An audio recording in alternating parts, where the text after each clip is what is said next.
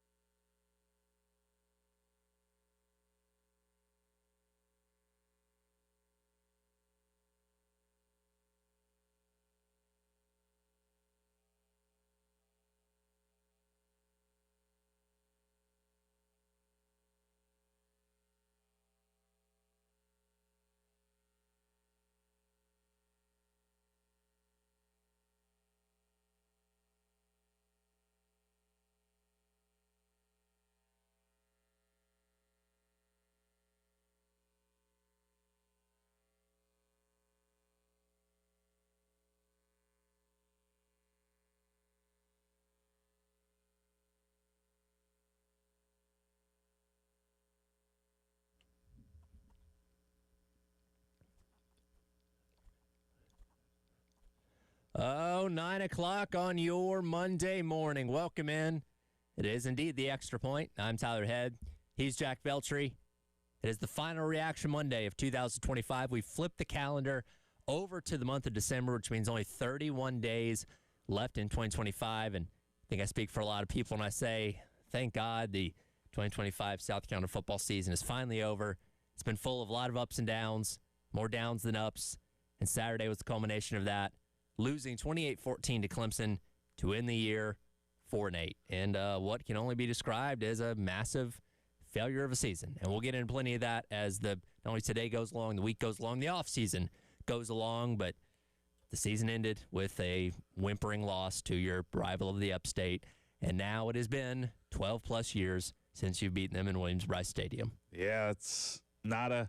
You laid it all out there, man. It just was not a good season for South Carolina. And there's a lot of reasons for that we'll certainly get into. But just overall, finishing 4-8 on the year, I mean, the worst season under Shane Beamer as head coach. And you look around the country in the SEC, like all the coaches that have been getting fired after, I mean, a lot of them got fired after not making bowl games. The only two that didn't get fired after missing a bowl game are Shane Beamer and Jeff Lebby at Mississippi State. So you look at that, and it's like, I mean, given the circumstances in college football right now with the carousel, and I'm sure South Carolina doesn't want to necessarily get involved in that right now, but you got to hope next year's better, because if it's not, I mean, we're heading towards some different times here. So we'll see what the South Carolina team's made of in 2026. But as for 2025, yeah, just a lot of chances to win some of these games that you lost, but ultimately the story of the year will be that you can never finish in the fourth quarter. There's so much to unpack from this game as well as this entire year, which we're going to do plenty. I do have to instill the small shred of positivity to start things off, though, because it is 9 o'clock. And as always, we must kick things off with our Sandstorm Pick-Me-Up.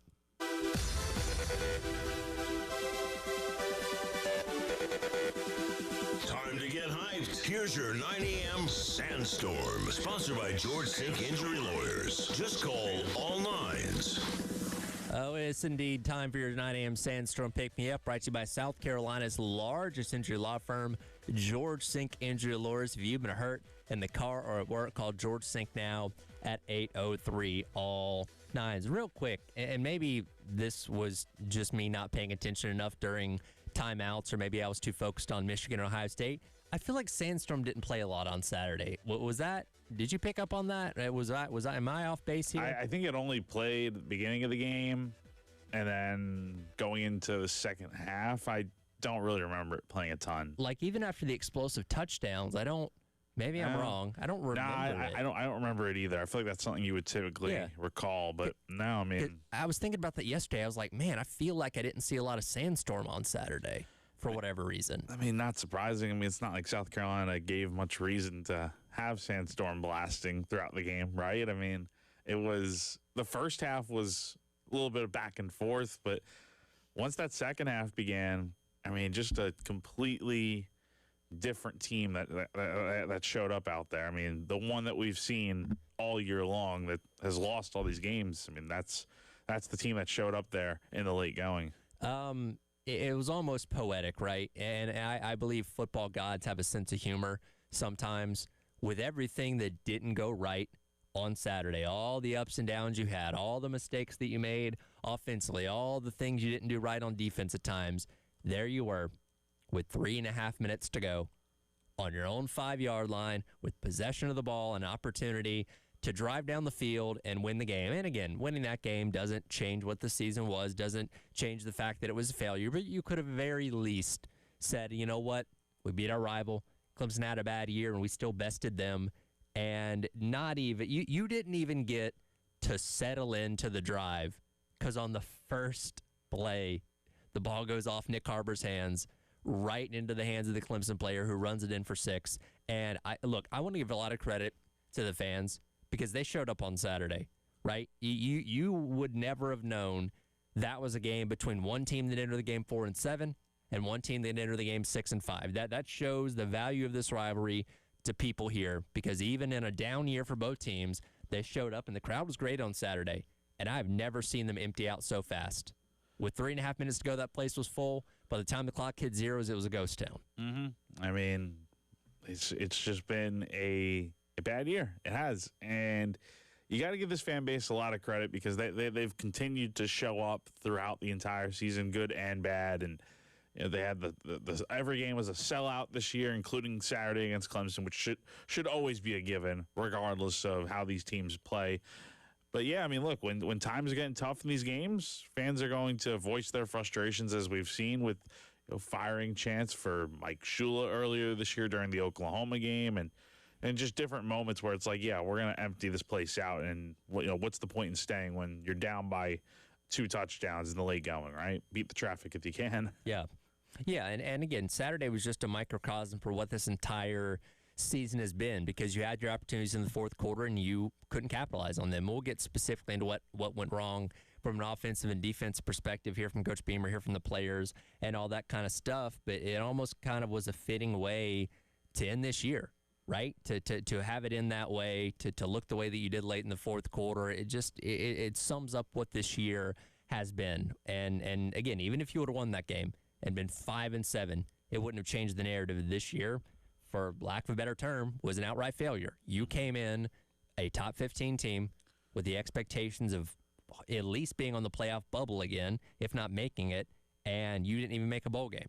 And that's unacceptable. Yeah, it is, especially after what you did in 2024. And I think there were some, I would say, missteps to kind of what led you to this point. I think at the time it's like, okay, like I think the Mike Shula hire at first was the obvious move because he had already been in the system for a year and you kind of wanted a smooth transition from Dow Loggins to Shula, especially working with a quarterback like Lenora Sellers. But there were signs in that bowl game of like, ooh, this offense doesn't look as smooth as what it had been earlier in November. But it's like, okay, it's the bowl game. This isn't really necessarily Shula's offense. Like, give him time to figure things out. And then early into the season, it's like, oh, man, this is not – like, he probably should have been fired long before he eventually was after the Ole Miss game. And then you have to also figure in – I think we can also just say simply that look at all the transfer guys you brought in. Tell me all the guys that made a monster impact similar to what you saw in 2024 when you had – Kennard winning SEC Defensive Player of the Year. You had D-Knight being the heart and soul of the team as a real leader. You had Rocket Sanders with almost 900 yards rushing. Like, you didn't have that this year in any way. I mean, it was – and I think that's the other thing. I think there was just a clear void in leadership this year, a drop-off, if you will. Yeah, and when you're having the struggles that you have throughout this year and when the season was trending in the wrong direction, that's where leadership matters, right? And we've talked about this a lot. That's where you have to have those guys that are the true voices in the locker room step up and say, hey, we're going to get this right. We're going to fix this. And that just didn't seem to happen. And look, we're going to dive specifically into the offseason and what this means and all that kind of stuff. But I saw Jordan Kay wrote for the State yesterday, and he said, Carolina went 9-3 and were on the playoff bubble last year, and then they went 4-8 this year. We're going to find out in 2026 which year is the anomaly, and he's absolutely right. Next year is the make it or break it year for Coach Beamer. He's got to get this offensive coordinator hire right. They're going to have to kill it in the transfer portal, and you just have to, what talent you have, you got to develop it, right? Because that was the clear issue this year, is for some of the high-level talent that you have on this team either regressed or weren't developed at all. And that was a big reason why you had the struggles you had this year. And all that is under the microscope when you've struggled the way that you have. And you have to hope that Coach Beamer figures out where the problems are and fixes those. But it's going to be a very long, cold next 9 months waiting for a new season to start. Yeah, you're right. I mean, you're going to have a lot of question marks that you have to kind of answer here as you head into the offseason. You have to make the right hire with this offensive coordinator. You need to hire an O-line coach. You need to kind of address things.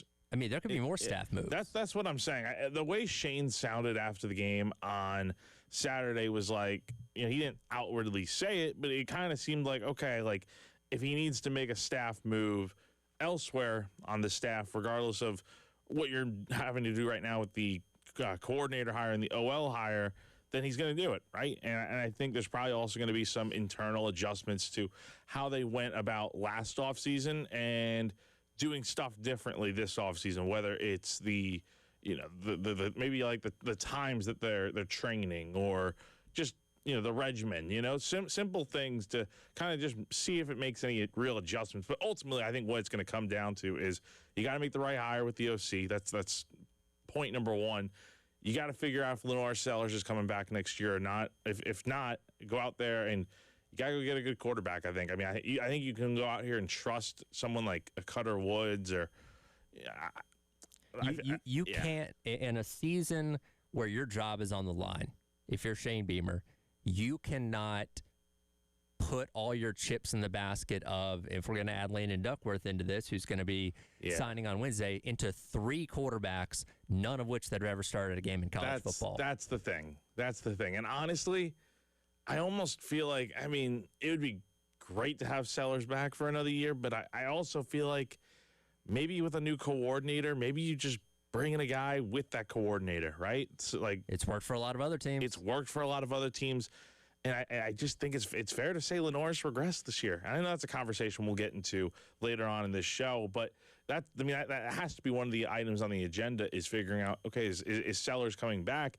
But then also you really got to hit on these portal guys, because we see what can happen, going off your point about what Jordan said, in a good year when you hit on almost all of your portal guys, and then in a bad year you Not that you swung and missed. I mean, but it wasn't the same type of impact, right? You had some good guys in this team, but it was never like, oh man, like that guy was made a tremendous impact, right? Yeah. Good impact, but not the home run type of impact. One of the worst things you can be as a football program is one that lacks an identity and lacks continuity, right? I mean, you look at so many programs around the country, and we could make jokes about Texas A&M being a perennial 8-4 team, but we knew that, right? And they've obviously changed that now with Mike Elko, and they'll be heading to the college football playoff coming here in a couple weeks. But at least with A&M, you knew, like, all right, they're never going to be great, but they're always going to be pretty good. Carolina's not there. We don't know what every season is going to be, and it all depends on the offseason moves and transfer portal and all that kind of stuff. That they could be 9-3 next year, they could be 4-8 next year, and if you're 4-8. I don't think Beamer's going to make it to the Clemson game next year, even though he's a billion% confident that they're going to be in a better spot. I don't know. It's all of this is on the table to examine, and we'll talk about it plenty, quite frankly, over the next 9 months. But it just sucks. At the end of the day, there's no two ways about it. This has been a disappointing season for everybody. We've listened to you guys that have weighed in on the phone lines, the text lines, and all that kind of stuff, and all your frustration is justified, and we certainly welcome you to do that once again today as we put a bow on this season and break down yet another home loss to the team from the upstate when they've looked the most gettable that they've been in a very long time. And then they look like a really good team going out there and forcing 4 turnovers, and Cade Klubnik making some great throws. Didn't throw a touchdown this game. Still hasn't. Yeah, still hasn't thrown a touchdown against South Carolina. Yeah, he ran for another one this game. So tough loss to end the year, but you move on and you get ready for next season. So let's examine this game. Coming up next, we'll take a look at some of the offensive issues that South Carolina had on Saturday that led to their 28-14 loss to Clemson. It is the Extra Point. Tyler Head and Jack Veltri with you on your Reaction Monday here on The Game.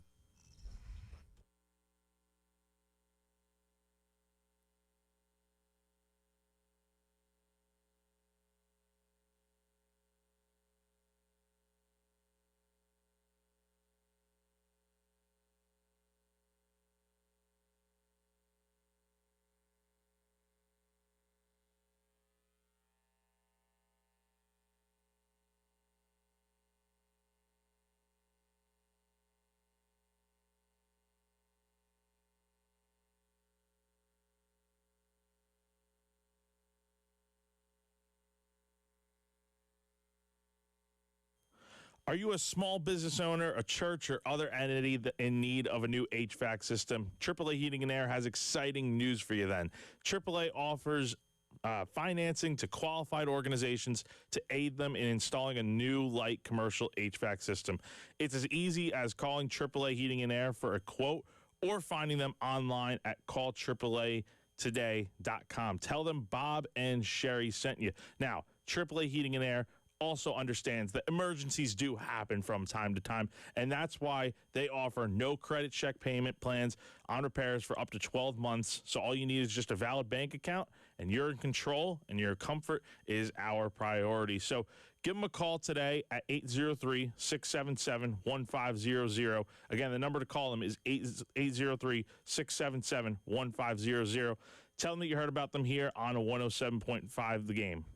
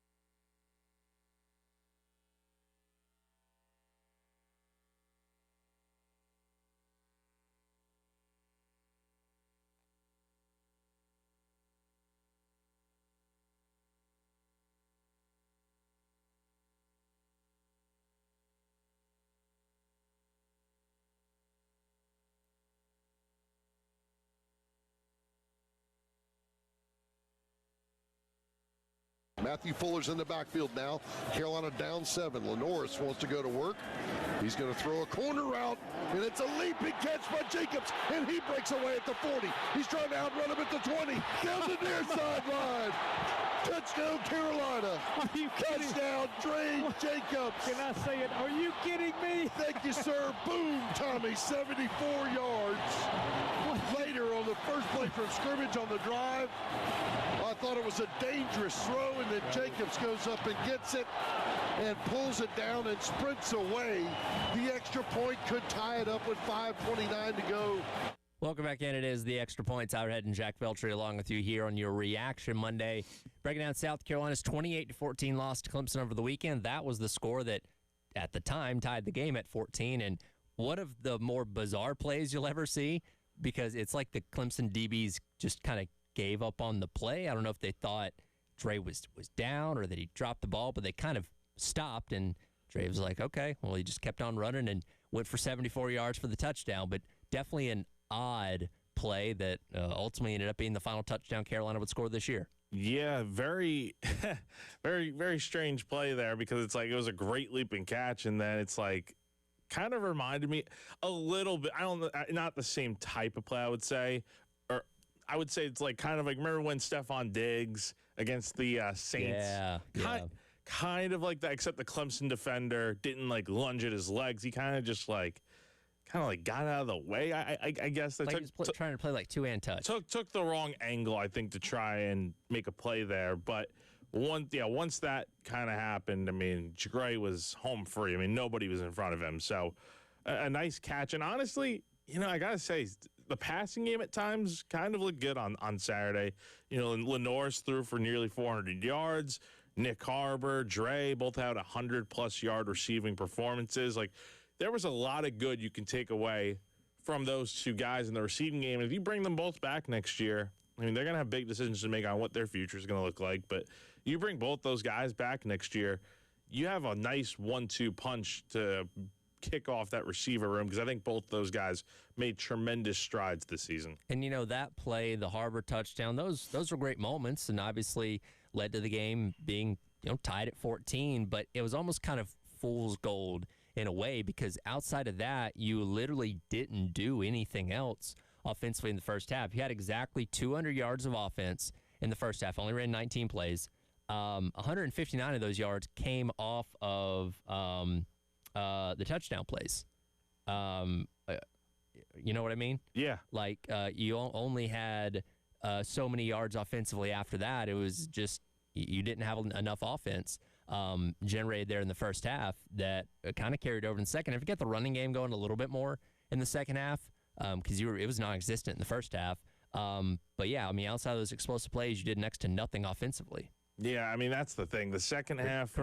The 159 yards were off of 3 explosive plays. Yes. You had 3 explosive plays in the first half, all through the air. That's where the majority of your yards came from. So you had 19 plays in the first half. The other 16 plays, you had 41 total yards. And you really couldn't get anything going in the run game. I mean, look back at this game last year, how South Carolina didn't do a ton offensively, but it was Lenoris and his legs and breaking all the tackles that led to so much success in winning that game in Death Valley.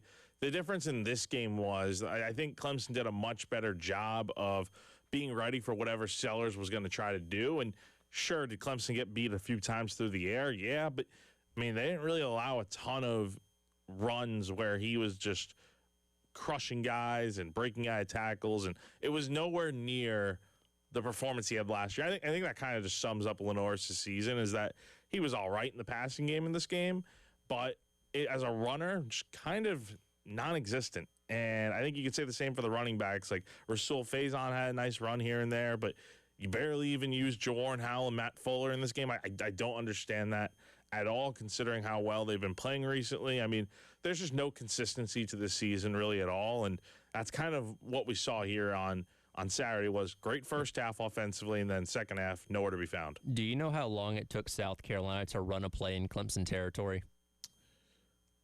I mean, they didn't get into the red zone pretty much all day. Well, they had no trips to the red zone. Yeah, that's what I was thinking. There's not a single trip to the red zone, but do you know how long it took them to cross the 50-yard line and run a play? I mean, they had the one drive at the end of the game that was a turnover on downs. I feel like that was probably it, right? 7:02 left in the third quarter. 7:02. Okay, Well, so, that was the first time they ran a play. And again, you had 2 explosive touchdowns, yeah, which so is that's great. why. But I think it's a damning indictment on how little your offense was doing outside of that it took you 2.5 quarters to legitimately cross the 50-yard line and run a play. Jeez, I mean, that's it's not going to win you a football game when you're doing that. But yeah, and I think it brings up another interesting discussion here. I think almost with certainty now, South Carolina is going to have to go outside the box here and make the OC hire, right? I mean, there's Furry's candidacy ended on Saturday. Yeah, Furry's done a good job, and I think the players would. I mean, I asked a lot of them after the game, like, what would you think of having Mike Furry as the full-time OC? And they said they would love it. But I think for this thing to turn around and get back on track immediately next year, you got to go outside the box. I mean, Mike's a great dude, great coach. I think he's done an awesome job with the wide receivers, but I think you got to bring him back to being the receivers coach and pass game coordinator, right? I think you got to go out here and get somebody else to run this offense. And look, players are always going to give you a biased answer with that kind of stuff because they know Coach Furry. Coach Furry is their coach. He's with them every single day. They know the dude. So, yeah, they're going to lean more towards him than some dude from the outside they don't know. But at the end of the day, when you look at it from a purely football standpoint, Furry didn't show you enough, right? Great first half against Texas A&M. Terrible second half. Coastal, okay. I mean, you scored 51 points, put up over 400 yards of offense, but it was Coastal, so you take that with a little bit of grain of salt. It was nice to see them go out there and do their jobs, obviously, and then you just had a not great game overall against Clemson. That's not enough. 3 games itself is not a big enough sample size, I think, to make that decision with how important this hire is going to be for Shane Beamer. But you just didn't even see enough in those 3 games, in my opinion, especially after Saturday, to warrant making that your move for OC. And it doesn't seem like that's going to be the case anyway. I think it would be a massive mistake for Shane to go internal again. We saw how that went last year. So you hope he's kind of learned his lesson from that. And he's got a bigger sample size to work with than what he saw out of Shula from the one game last year. So I think, Mike did some good things with this offense in these 3 games, but it just wasn't consistent enough. That's the biggest thing. There were some real good moments, but then it's like, the second half against A&M, the second half against Clemson, didn't score a single point the rest of the way. I mean, that right there should be the nail in the coffin for why this hire should not be made within. You got to go outside the box here and get that guy, whether it's, just whoever it may be. Go out there and get somebody else. Yeah, and Bill and I talked about this last week. I think Furry's done good enough to stay on the staff. He's obviously done a really good job when it comes to developing wide receivers. You could possibly have him in the co-OC role where he's not calling plays but has more input on the offense because we have seen this offense do good things, and the concepts and things they were doing differently under Furry and under Shula have worked to some degree. So I do think hanging on to Furry in some capacity is really good. You need someone else calling plays, though, because that just what you didn't see enough out of him to say, yes, that's the guy we need to be doing this next year. You do. I mean, Mike is perfectly fit to be on this staff as the wide receivers coach and pass game coordinator. But, yeah, definitely got to try something new here to see if it works. And if it does, it's going to be a big success. If not, then maybe the end of Shane's tenure at South Carolina. But you definitely got to at least try to swing for the fences here and get somebody else to come in here that has no connection to South Carolina. We'll get your thoughts on the AAA Heating and Air phone lines. Give us a call at 803-404-6100 as Reaction Monday rolls along. Final one of 2025. Tyler Head and Jack Veltri here on The Game.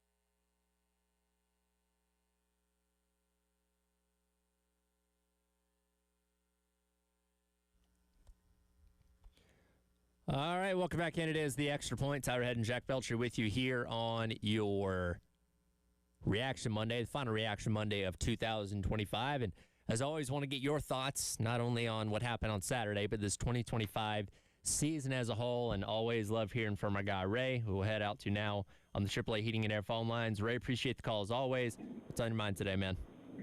Hey, Jack, Tyler, how you guys doing today? Good. Good.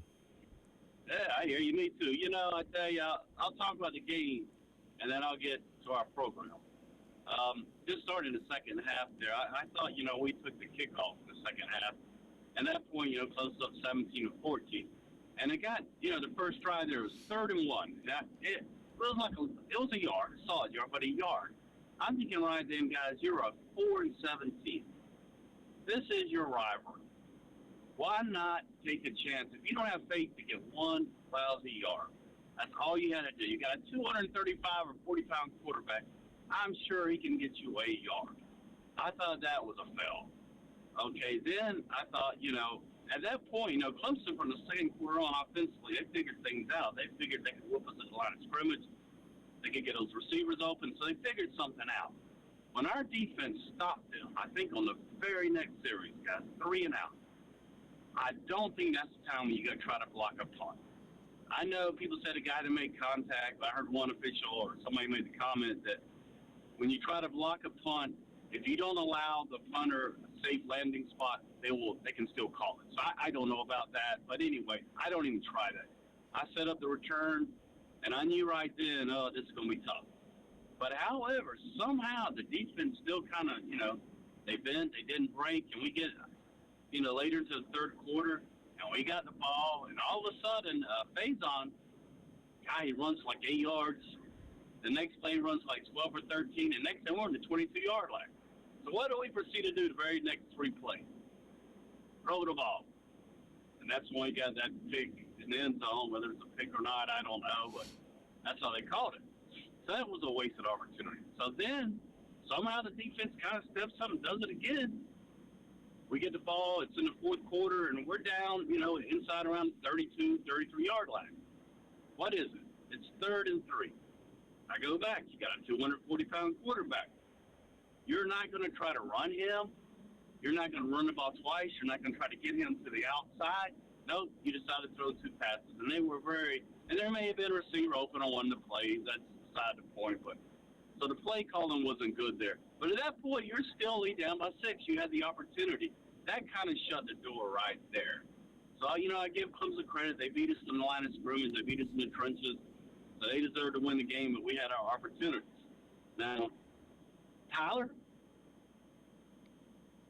we're not Beamer's not 100%. He's not making 100% guarantee. Not 1,000% guarantee. Not even 1,000,000% guarantee. 1,000,000,000% guarantee. Then we're going to turn this thing around. And, Jack, next year at the Clemson game, when you're in the press court, at the press conference for Coach Beamer after the game, he's going to look right you in the face and says, I told you so. I hope he does. I genuinely hope too. I hope he does. But I do too, because it would be a great story. But being said that, I'm looking at Beamer as a little boy that cried wolf. Right now, he's lost me. Now, I'll always be a Gamecock. I'll pull for the Gamecock, so I guess I'm pulling for him as well. But he's got to show me. He's got to show me. That's just the state of mind I'm in right now. And I'll tell you right now about Donati. If I'm the BOT, I'm calling his tail to the carpet. I'm bringing him in, and I am scolding him. And I'm saying, why did you come to us and tell us we had to give this guy $8.15 million more? Why was it? Why did you do that? Because he has to answer to that. I mean, so no matter what, if Coach Beamer doesn't get it done next year, which I don't think he will, he's going to be let go because of Donati's decision. He is $8.15 million richer, and that just doesn't sit well in my craw. Thanks a lot, guys. Yep, absolutely. Appreciate it as always, Ray. 803-404-6100. And yeah, so again, the Beamer made the comment about being 100%, 1 billion % confident that 2026 can be better. And then, like you said, next year at this time in the press conference after Clemson, going to be singing a different tune. I hope he's right. And look, he's in an unenviable spot because there's nothing that Coach Beamer can say in any way that's going to make people feel better. right? And I guess you would rather have him be confident and say, yes, next year's going to be better than, well, guys, guess what? Going to be 4-8 again next year. Like, that doesn't help either. You know what I mean? But he's in a spot where nothing that he says in any situation right now is going to make people feel any better. No. I mean, even when we talked to him on Wednesday, he could say all the good things that are going on, that they're going to sign a top 10 recruiting class and all that, but it doesn't change the feeling that people have of, okay, that's great, but what's good? Well, like, next year has to be better. Like, everyone is so focused on what next year's going to look like because none of the fans want this to happen again, right? He doesn't want this to happen again, but it's all word salad right now until you go out there and actually prove that. Like, you can be 1 billion%, like Ray said, like, you can be 1 billion% confident that things are going to be turned around. But how do you know that will be the case, right? You have to go out there and actually do it. So we'll see. You know, this past offseason was a lot of fun. And we got to talk about Carolina in a lot of different ways. And they were featured on all these lists and projections and playoff projections and drafts, mock drafts and all that kind of stuff. And it was a lot of fun. This year's not going to be that fun. And I don't envy the first time that they post like a goofy video to the South Carolina football Twitter account in like February or something like that of something around the facility or them doing a skit or something along those lines. Those comments are going to be relentless because when you're winning and things are going well, you can do that stuff all day long because you've proven that you can win. When you're coming off a 4-8 season, nobody wants to see that because every response is going to be get back to work. Watch film, practice, get better talent, get better coaches. That stuff's not going to be accepted this year. Now, this offseason will be far, far different than this past one. Like, and it depends on what happens in the offseason, too, of like, okay, how's this hiring going to go and what players are you going to bring in? Like, there's a chance for some excitement this offseason for sure. But, I mean, for the most part, you're right. I think you hit the nail on the head. Like, it's not going to be anything like this past offseason where you have all these great expectations and you're the good story coming off of last year and you have a Heisman potential quarterback, but that's not going to be the case heading into 2026.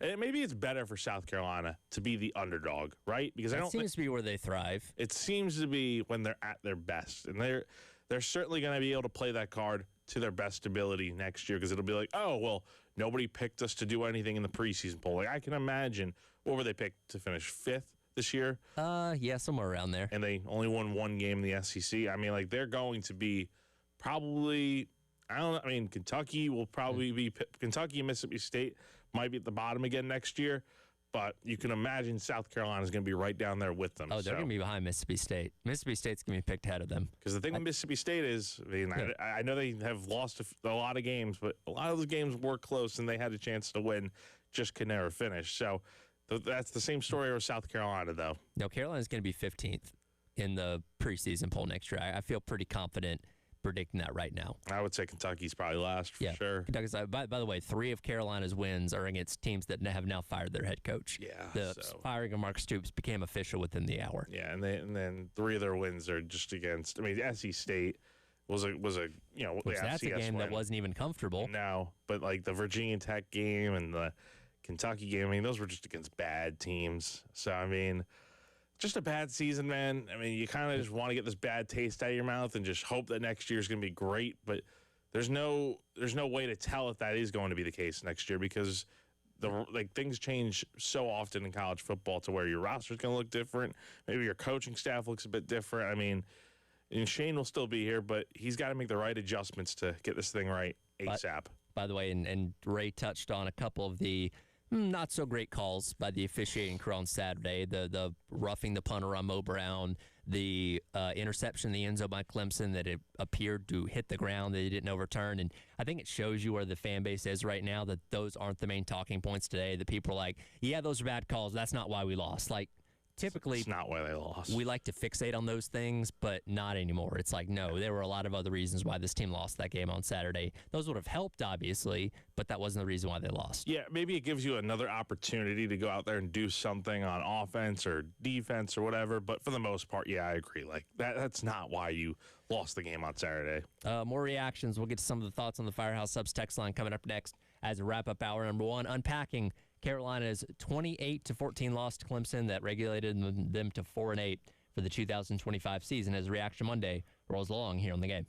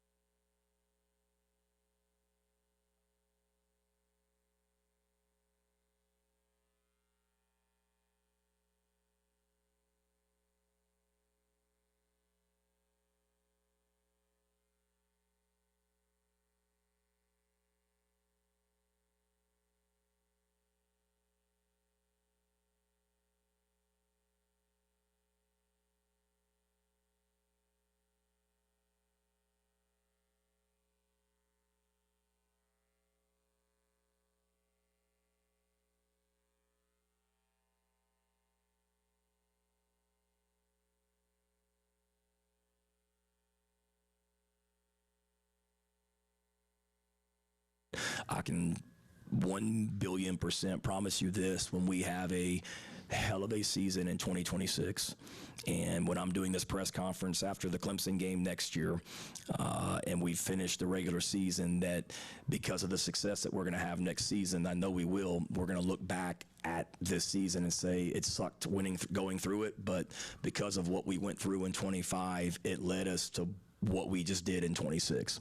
I'm 1,000,000% confident in that. I hope you're right. Again, Coach Beamer, after the game on Saturday, once again, future casting of where things are going to be in 2026. He said the other week that when you're watching the Tuesday night reveal show on November the whatever, Carolina's going to be in the mix. They're going to be talked about in the playoff conversation, all those kind of things. Like, this has become a recurring theme these past couple weeks, saying, hey, this time next year, this time next year, this time next year, which, to a degree I get. What else is he supposed to say? And he's supposed to instill as much optimism as he can by showing belief that he's going to be able to get this thing turned around. But he better be right, because here's the thing. If you go into the Clemson game at 4-7 next year, I don't think Coach Beamer's even going to make it that far. You know what I mean? If you're 4-7 with one game to go, I think we've already moved on. And I don't know if Sean Elliott's the interim coach or something like that. Yeah, I mean, this is going to be I think this is arguably the most pivotal offseason for Shane, because let's face it, he did Jeremiah Donati did not have to bring him back, right? I mean, he did not have to bring him back because he wasn't, Beamer wasn't his hire, right? This was a Ray Tanner hire from 2020, and you don't see coaches get this much of a leash heading into a sixth season now where your record is borderline 500. I mean, you're 33-30.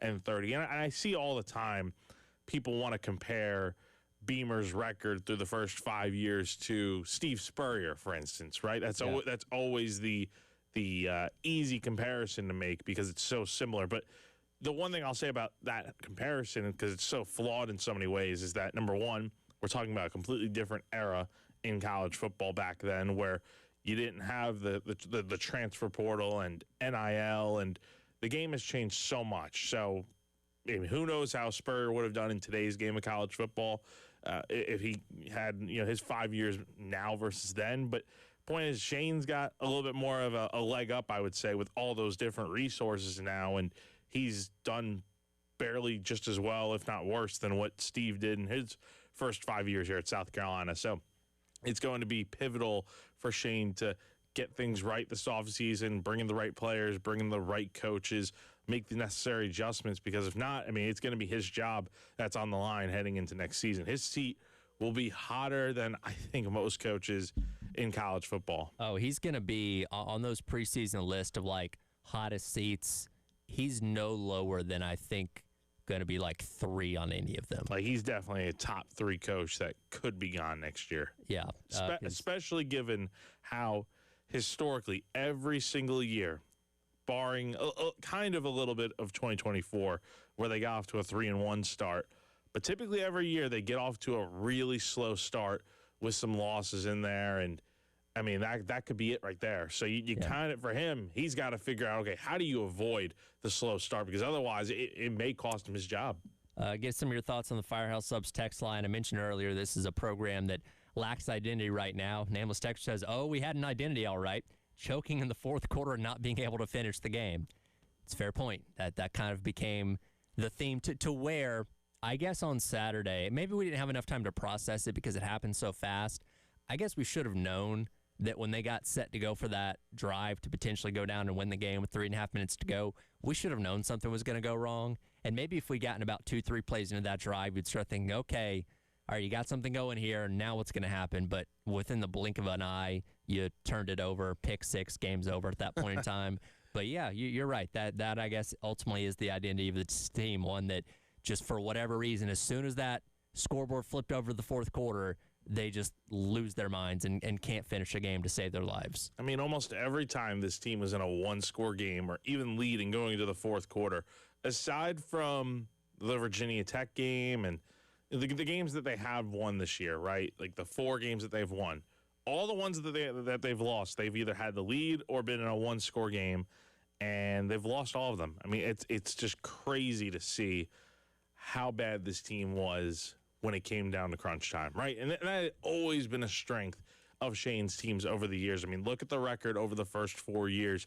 It's remarkable how good they were in the fourth quarter. But this year, for whatever reason, I don't know what it was. I think it's just the mistakes that they made, not being able to make enough plays when it mattered most. I mean, all that kind of attributed to why this team had the record that they did. And it's easy to say, look, if they did something different in these moments, they're probably looking at going to a bowl game or having a winning record and doing all these great things. But that's not the reality of the situation here. It's the fact that they could not do the things necessary to win the game in the last quarter. And that's an internal thing that you have to fix in the offseason, among other things, is, okay, why aren't we able to finish? Why is it when we get in the deep waters late in the game, we can't be the team that comes out on top? And maybe that goes to training. Maybe that goes to conditioning. Maybe that goes to something you're doing wrong in the springtime. I don't know. But when you have a season like this, nothing's off the table in terms of examination, trying to figure out what went wrong. And there's certainly going to be a lot of that as we go through the 2025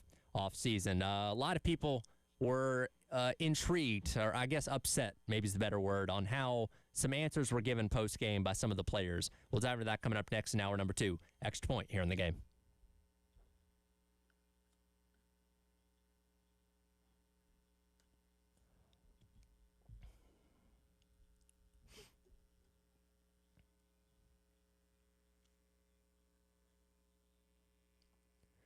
Tyler Ed here for our friends over at Twin Peaks. In case you didn't notice, today is December 1st. That means only 25 days until Christmas. And, I mean, I can't think of a better gift to give someone than the gift of Twin Peaks. That's right. Twin Peaks has brought back their holiday bonus cards. And through the month, if you buy a gift card for someone on your list, we'll hook you up with a bonus card just for you, because giving feels great, but getting rewarded for it feels even better. Share the gift of crave-worthy food, ice-cold 29-degree draft beers, and good times at Twin Peaks. Those bonus cards are redeemable January 1st through the 31st, 2026 at participating locations. And while the month of December is going on, there's going to be plenty of great sports action you can all take in with our friends over at Twin Peaks Eats, Drinks, and Scenic Views.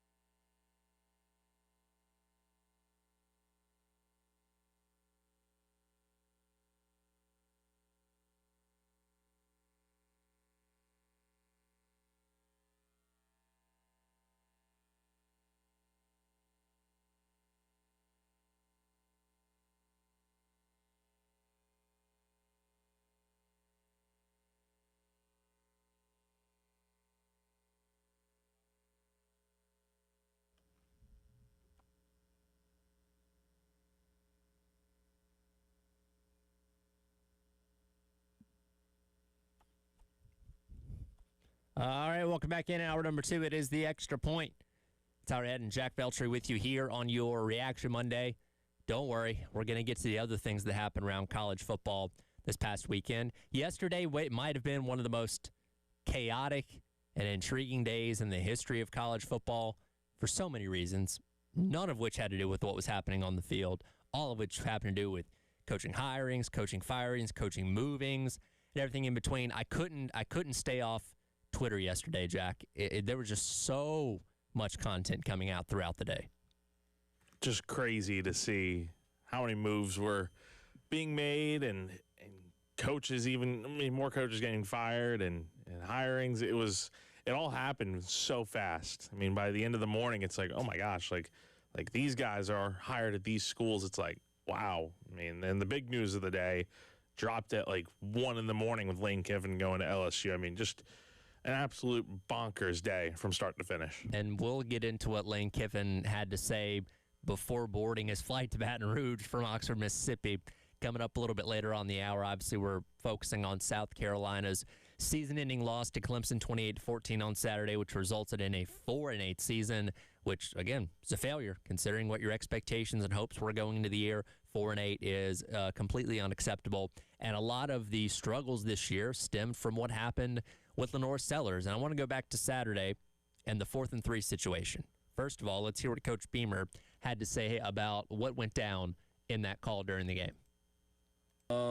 Critical turnovers backed up. You can't do that there. And then the 4th down play was a stop they made. Good job by them. I mean, hindsight being 2020, you obviously can think about, calls you'd like to have back on that 4th down. And, we wanted to get Lenoris out of the pocket, and they did a good job bringing pressure with the 17, I think, off the edge and keeping Lenoris from getting out on the edge and weren't able to, connect on that one. But, again, our defense went out there and I think was able to get stops for us and get the ball back, and we just weren't able to score enough points in the second half. And that 4th and 3, I think, is a perfect snapshot of the frustration around Sellers and how he's played this year, because he attempts to get the ball to Jordan Dingle in a situation where he had good coverage on him, and you see Mo Brown running a crosser about a yard short of the line to gain, where he would have still had to turn up field and get that extra yard. He felt pretty confident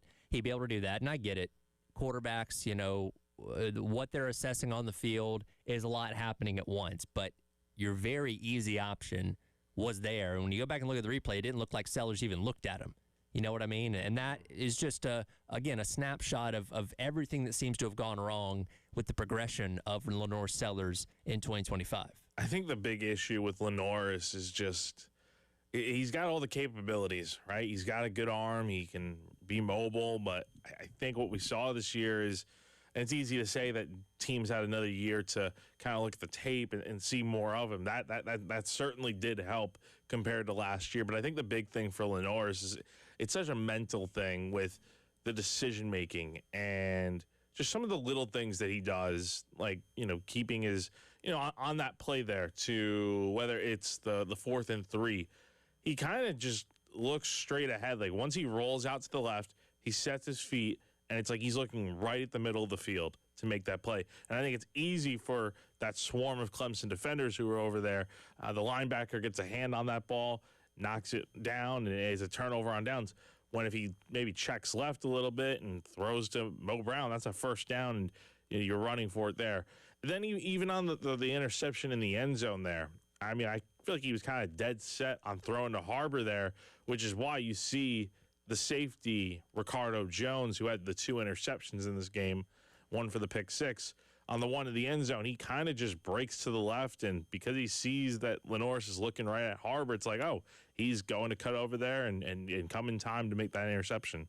So Sellers was asked after the game if he thought that he had regressed in 2025, and here was his answer. I won't say regress. I think, as years goes on, defenses get paid too, so they're not going to let me do what they did. Let me do what I did to them the previous year. So, they had a game plan for it. It's got to be better. And that's the answer that's bothering a lot of people, and understandably so. The point that he's trying to make is, hey, there's good players on the other side.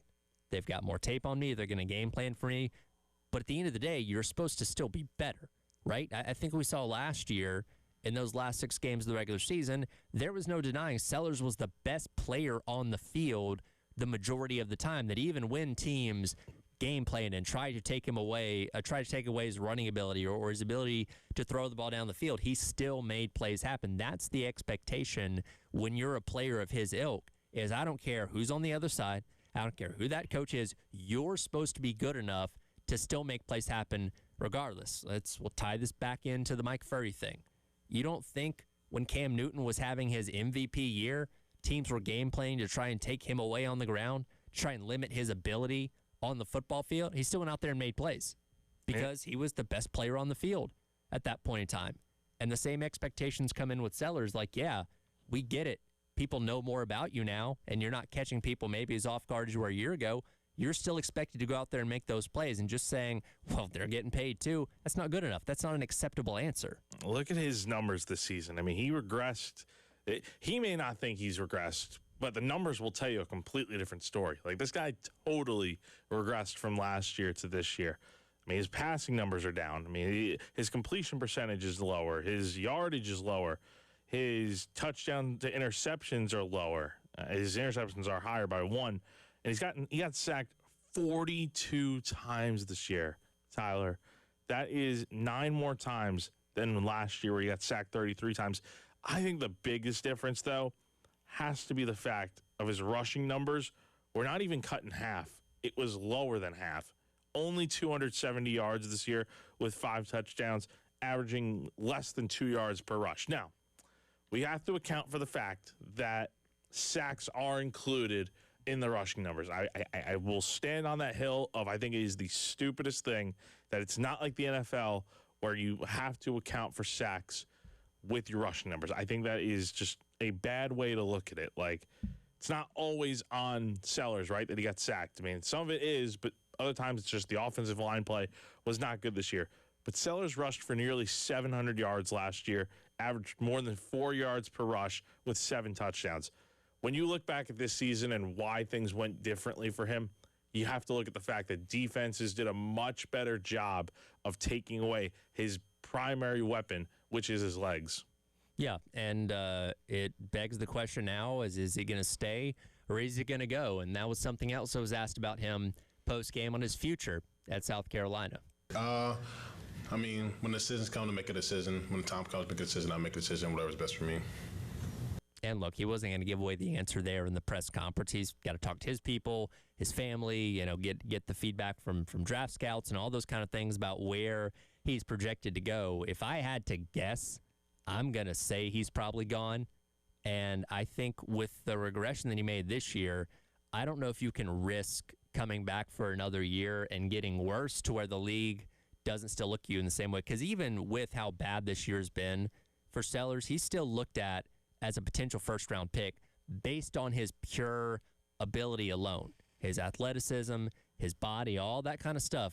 Like we draw the comparison to Anthony Richardson a lot.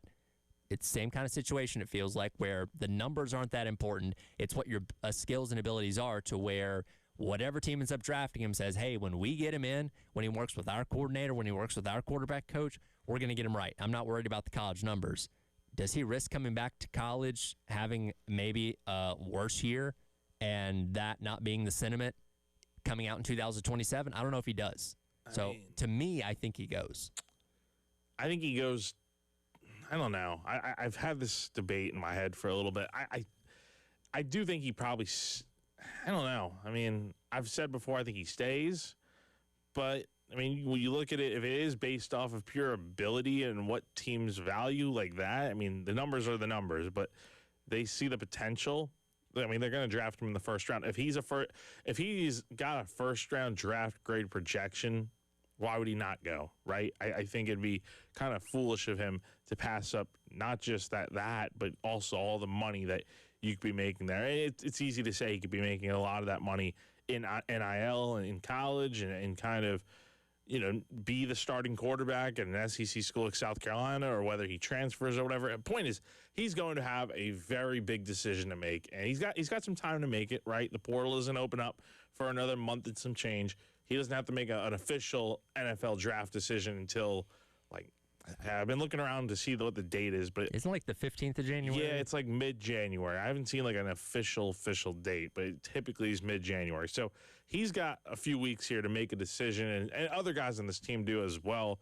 But when you look at, okay, all the guys that have decisions to make, he's the biggest one by far. Well, it's important to note, and again, maybe January 15th is not the exact date, but it's around then. But that'd be the end of the transfer portal window. So if he is going to go, ideally, Beamer and company need to know that sooner rather than later, because let's face it, if Sellers isn't coming back, you need to get a portal quarterback. You cannot put your faith in the hands of 3 quarterbacks, again, including Landon Duckworth, that have never started a game in college football in a make-or-break year. If Sellers isn't coming back, you have to get a quarterback in the transfer portal. Here's one question I have, though.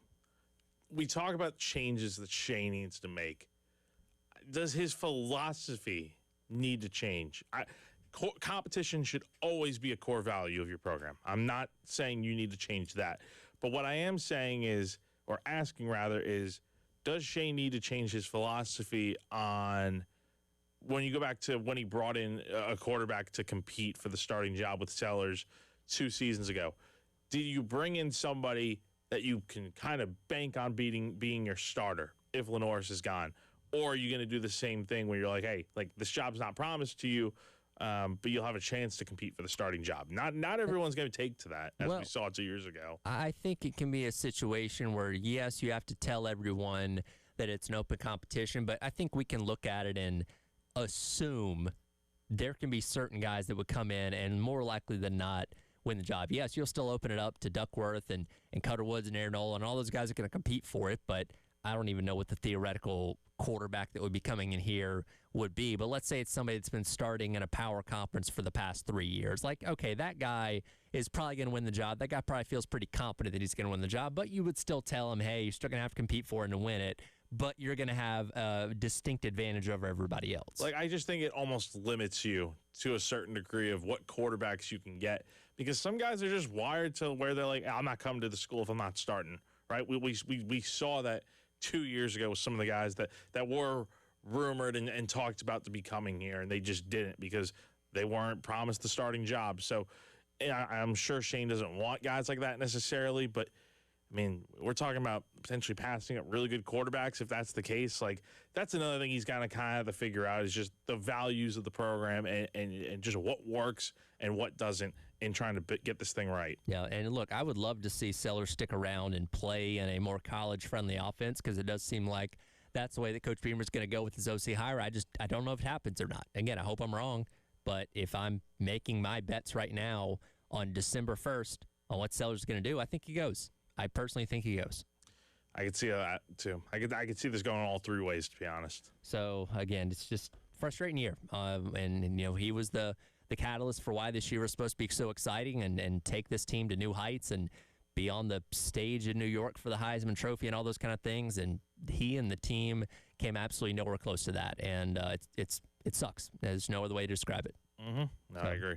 We'll talk plenty more about this as the day goes along. There were a lot of other things that happened around college football. We'll talk about some of the games that went down on Friday and Saturday, and, of course, get to what happened with Lane Kiffin and the entire coaching carousel coming up as the hour rolls along. It is The Extra Point.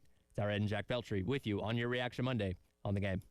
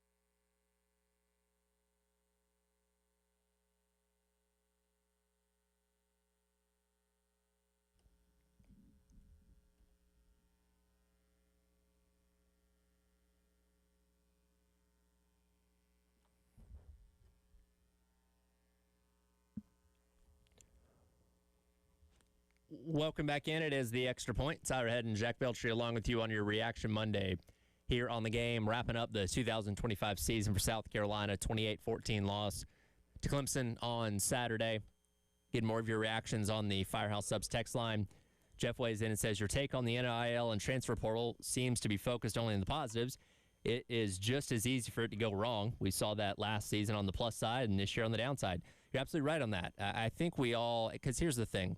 When they go out and get guys in the portal, we're going to say, hey, look what this guy did at this place, or here's what he did good, and this and that. Like, we tend to focus on the positives because we want to believe that everybody you get in the transfer portal is going to come in here and have a positive impact on your team, but that's not always the case. And look, by the law of averages, there's going to be a handful of transfer portal guys that end up having zero impact because they just don't play, their depth pieces or whatever it may be, but you just don't know, right? And I think we all kind of get also fixated on where a guy comes from as an indication of how good he's going to be, where, last year you had A.J. Parks come from Oklahoma as the offensive lineman, as an offensive lineman. You also had Torricelli Simpkins come from NC Central. Simpkins played and Parks didn't.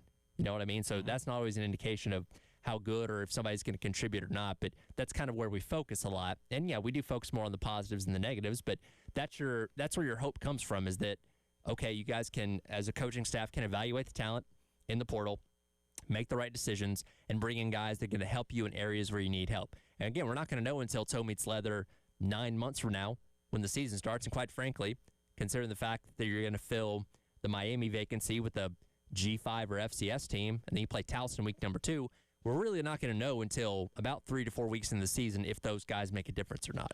No, you're right. And so much of the portal and recruiting is kind of just a wild card of sometimes it's going to work and sometimes you're going to miss on some guys. And you brought the example with Parks and who was it? Simpkins, right? Yeah, Simpkins. So, South Carolina's done a good job over the years of finding those quote-unquote diamonds in the rough from the small schools that not everyone is looking for, because everyone can go out there and recruit a guy that is a transfer from Alabama. We've seen South Carolina bring in a few of those guys over the years with Sean Murphy and J.O. both coming from Bama at one point or another. But just because you bring them in for a big school does not necessarily mean it just equates to automatically, yes, like both those guys started and both those guys played well at times for sure. But it's not always going to be a transition like that, right? I mean, you're going to have some duds in the portal, and that's the way it goes. And it's like you can go out there and recruit guys based off of what they did at another school. But like you said, Tyler, we just never really know what it's going to look like until the season begins. And that's the thing. So what else happened this weekend? Well, all eyes of the sport were on the Iron Bowl come Saturday night. And Alabama tied 20-20. Went for it on 4th and goal. And here's what happened. Simpson, end zone, touchdown! Isaiah Horton with the hat trick. A stunning decision, frankly, to pass up the chip shot and roll the dice, and it worked. With everything that's at stake for Alabama. Think about this drive. Couple third downs that were kept alive. They roughed the passer. There was a pass interference, and on 4th down, Kalen DeBoer. You got to tip your hat to Kalen DeBoer. That took some stones, man. All they had to do was kick a field goal to take a 23-20 lead and try and hold on defensively against an Auburn team that was surging. Instead, they go for it to put the knife in them, 27-20, to then force the turnover on Cam Coleman as Auburn's driving down the field to ice the game and win the Iron Bowl. A game they had to win because they lose, A, Ole Miss goes to the SEC championship, and B, that loss is definitely going to knock them out of the college football playoff. So give credit where it's due. Kalen DeBoer made perhaps one of the gutsiest calls of the entire season, and it worked. Yeah, I mean, that was a game that they had to win, and that's a real good call right there, real good play, and just one of those moments in the Iron Bowl that will definitely stick out for years to come. And yeah, just a real gutsy performance from Alabama to go in there on the road and beat an Auburn team that, yeah, they might not have a lot to play for, but they're always going to be tough to beat at home in the rivalry game. And it's also, a chance to go to a bowl game for Auburn. And Auburn came up just short, and it makes you wonder what would have happened if Cam Coleman doesn't fumble there. I mean, he's been a really good player for Auburn, no doubt one of the best players, and that's going to be a moment that certainly haunts him for the rest of his life probably. Yeah, and look, I really thought we were getting ready to see another Auburn voodoo magic kind of game. And it's so funny because we're so ingrained in college football, have been in our entire lives. We just know certain things about certain places. If you tried to explain the voodoo of Jordan-Hare Stadium to somebody that's never paid attention to college football, could you do it? Could you actually convey what that magic is to somebody that didn't know anything about it? No, I mean, I feel like it's one of those things we don't really understand until we've been there at Jordan-Hare. I mean, I've never covered a game there. I've been to Auburn and I've seen the stadium before, but never have I been there for a game. So when that day comes, I'm sure it'll be mesmerizing and unlike, what you see on TV, because, watching on television is one thing, but being there in person is probably a different thing, especially at night. Mm-hmm. And the Iron Bowl typically has always been played 3:30, CBS, what have you. But this year, night game, there's some real voodoo out there. I believe in that stuff when it comes to playing at Auburn. Well, and again, I'm watching this go down on Saturday. I'm like, oh, my God, here we go again, because they looked pretty whatever in the first half, and Alabama had the 17-6 lead at halftime. He thought, okay, Alabama gets touchdown, start the third quarter, they pull away from this, and it's not even a contest, but Auburn hits the explosive to make it 17-13. Then, boom, you look up and you're tied 20-20. And then even after Alabama scored a touchdown, Auburn's driving. And Auburn's 2 turnovers, the 1 interception down in Alabama territory, and then the other one, the fumble by Cam Coleman, is going to haunt them this entire offseason because their offense was moving well enough to have won that game. But when you turn the ball over in key situations like that against a good team like Alabama, it's going to cost you. And it was close, but Alabama escaped. Yeah, it definitely killed them right there. And I really thought Auburn was going to go down there and score. But, yeah, it's crazy how it happens with one of your best players fumbling there in such a key situation. You know that the meme of the 2 guys in outer space, and one of them's looking at the earth and the other one's behind him holding a gun, and it's the meme of, oh, it's nothing but blank. And the other guy holding the gun says, it always has been. Through all of the chaos of this college football season, all the A&M and Ole Miss and Texas, and it looked like we were going to get something different in the SEC championship game. It all comes back to, for the 5th time, Alabama and Georgia. Mm-hmm. Yep, all roads lead to this game being played once again. And, I mean, this is a big one. I mean, I think both teams are – so here's the thing. We know Georgia's in, right, regardless of what happens. But what if Alabama loses? Does that matter? Well, I know we've heard the committee talk about before, even go back to last year, where if you're making it to your conference championship game, that should not be, you should not be penalized super heavily for that. But what if Alabama gets routed, huh? I mean, what happens if they lose by 2 scores and they have 3 losses? I mean, do you leave them out? I tend to think no, because again, the precedent that's been set that having an extra data point shouldn't penalize you. There's also Alabama that we're talking about, and we'll see how the rankings change coming up on Tuesday night. But they are on the razor's edge as of right now. They are they are the last team in, based on last week's college football rankings. Now, if they move up, maybe they'll buy themselves some more space. But be very interested to see what, if anything, does change if they lose this weekend to Georgia. We'll break down the game and get into the specifics of it as the week goes along. But all of the chaos and intrigue of the SEC championship race ends up with the usual suspects playing for it in Atlanta at the end of the day. Yeah, it'll be very interesting to watch that game. I know game day's going there, so that'll be a huge matchup with a lot of stakes. And, yeah, it'll be interesting to see what the committee does if Alabama does lose that game. But I personally think they should be in. Let's talk about Lane Kiffin on the other side, because, my goodness, the entire weekend was all focused on Lane Kiffin, and we finally got our answer yesterday. We'll hear from the man himself as well coming up next. It is the Extra Point. Tyler Head and Jack Beltry with you on your Reaction Monday here on The Game.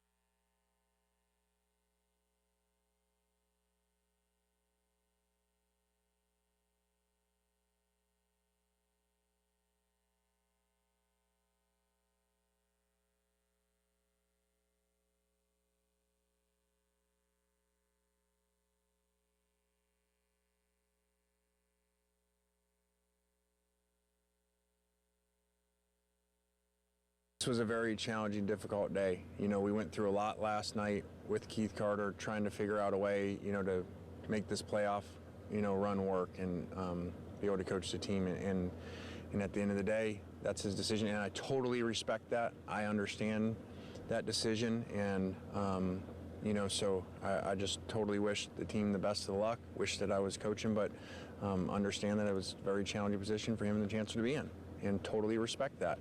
So, you know, just really hope they play really well and go win the national championship. Welcome back in. It is the Extra Point. Tyler Head and Jack Felcher with you on a Reaction Monday. That was the man himself, Lane Kiffin, moments before boarding the plane that was going to take him from Oxford, Mississippi to Baton Rouge, Louisiana, to his new digs as the head coach of the LSU Tigers on Sunday, discussing the emotions of making that move. Before we dive into this, I think a well-deserved round of applause for one Marty Smith and what he had to endure over the weekend. That man was posted up bright and early as like 7 a.m.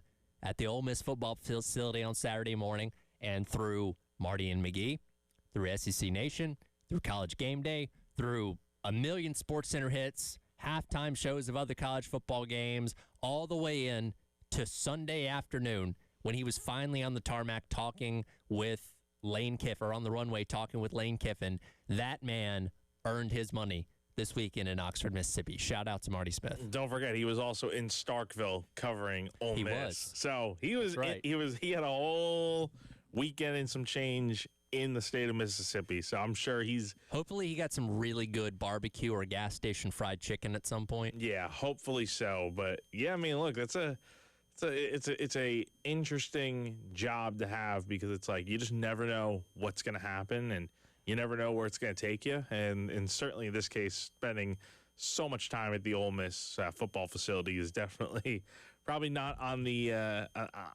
agenda heading into the weekend. But here he is doing that. And this obviously has been the story that's dominated college football for the better part of the last couple weeks. And look, Lane Kiffin's name coming up in coaching searches is not an uncommon thing. He very much flirted with Auburn a couple years ago, ended up staying at Ole Miss, and their season kind of went sideways when all that started to happen. But he's always going to be a popular name. And when LSU and Florida came open a month or so ago, no surprise, both those programs wanted to go after Lane Kiffin. But the way things have gone down these past couple weeks, because initially, and you and I have talked about this, it made total sense for him to stay at Ole Miss. You got resources. You're already having success there. The team's in the college football playoff now. Why would you leave to go to LSU? But as the more time wore on, and especially after like Keith Carter, the athletic director, put out the statement last week, hey, we're going to make a decision after the Egg Bowl, it's like, all right, I feel like he's definitely going to be gone now. And then this turned into this weird thing of, and again, we don't know all the truth yet.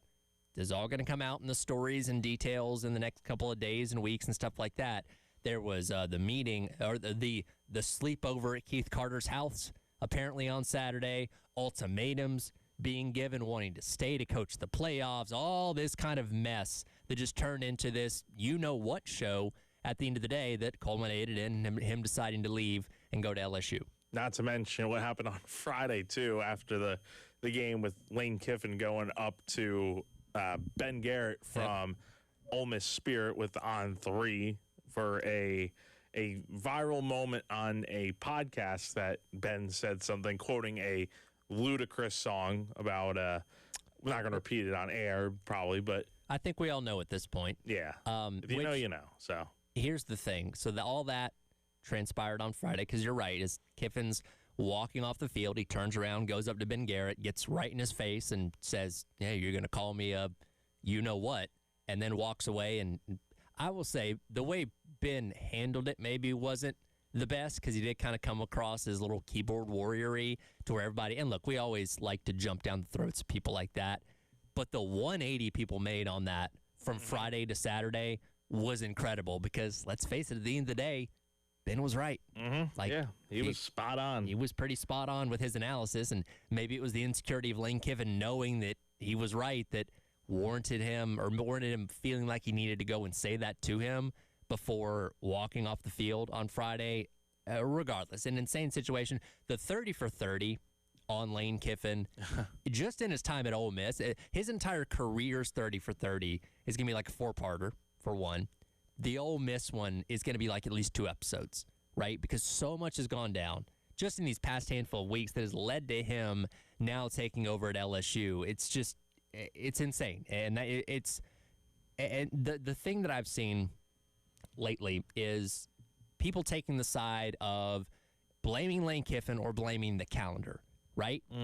I'm a believer that both things can be true at the same time, where it's like, yes, the calendar is screwed up to where you basically have your draft and free agency period and coaching carousel all going on while the season is still happening. That's insane. That needs to be fixed. But at the same time, this is still just who Lane Kiffin is. And no amount of fluff pieces on ESPN or quotes about how different he is and change and all this kind of stuff is going to change our minds, especially now. Because I think many of us, like myself, I thought, okay, maybe he's turned a new leaf. Maybe all the antics and stuff are truly behind him and he's truly a new person. But this is the same old Lane Kiffin. This is the same guy that walked out on Tennessee. This is the same guy that caused problems at Southern Cal. The same guy that effectively kind of got prematurely fired at Alabama because they didn't let him coach in the postseason when he left for FAU. Like, this is the same dude that flirted with Auburn a couple years ago. He's Lane Kiffin, and he always will be. This is always going to be who he is. And when he's going to LSU, I mean, I'm sure those fans, all they want is a championship. I don't think they have the expectation that he's going to be there forever, because I'll tell you what, once that Alabama job, if that job ever opens up in the next, say, 5 or so years, because Lane's only 50 right now, so he'll probably be coaching for another 15, 20 years at minimum. I mean, once the Alabama job opens in the future, I would bet Lane is going to get on his little Lane train and head on over to Tuscaloosa. I mean, that's who he is, right? There is no such thing as loyalty when it comes to Lane, and he's going to do what's best for himself. And look, leaving Ole Miss, I know it's a tough decision for him, but I can't really fault him for going to LSU. I think it's just the way it was all handled was so just downright bad, and it leaves a sour taste now in Ole Miss's mouth to where, look, I mean, Ole Miss did what they had to do, right? They kept it together, hired Pete Golding, their defensive coordinator, to be their full-time coach, and they're full speed ahead now and trying to win a national championship, while LSU is trying to get ready to win a pretend national championship right now that doesn't exist yet, right? So I think the thing for Lane, though, is just next year when he makes the trip to Oxford, it's going to be cinema. It's going to be like when Kevin Durant went back to OKC for the first time, or LeBron goes back to Cleveland for the first time. It's going to be like that. It's going to be crazy. I don't know if there's any other coach in the SEC that successfully burned every single bridge on their way out of 2 different programs, because he is hated in both Knoxville, Tennessee, and Oxford, Mississippi now, more than I think any other coach that ever has been. Oh, totally. And I mean, he had such great success at Ole Miss, more than any coach there. But it doesn't matter now because of look at how he burned this bridge completely. And I think it's so funny how Ole Miss literally left his clothing just out on the street. Like, I love it. This is just it's a really bad breakup. It really is. So should he have gotten to coach the team in the college football playoff? We'll discuss his emotions on that coming up next to wrap up the hour. It is The Extra Point. Tyler Head and Jack Beltry along with you on your Reaction Monday here on The Game.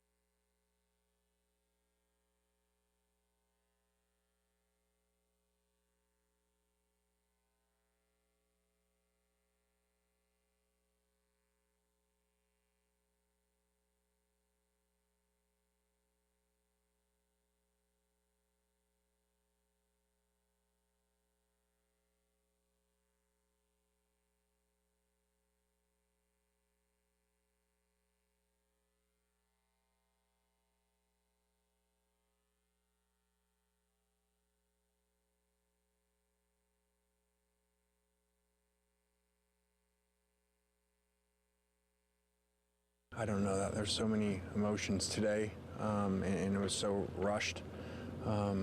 This isn't a normal job, and so I'm not complaining about the job. This is a very abnormal job that you don't get a chance to just go places, look around, make decisions, maybe start in 4 months or something when you relocate. So this is one of those strange jobs that you got to get on a plane and go. So I hate that part of it, but it is what it is. Welcome back in. It is the Extra Point. Tyler Head and Jack Veltri along with you here on your reaction Monday on the game. That was Lane Kiffin sharing his emotions of what it's going to be like to have to watch his team, the Ole Miss Rebels, compete in the college football playoff without him. As a part of him leaving for LSU, he was not granted his request to continue to coach the team through their playoff run. Pete Golding, the defensive coordinator, who's now moved into the not just interim, but the full-time head coach role, will start that with their first-round playoff game against whoever coming up here in a couple weeks. We'll obviously find out the destination or the assignment for that coming up this weekend on Selection Sunday.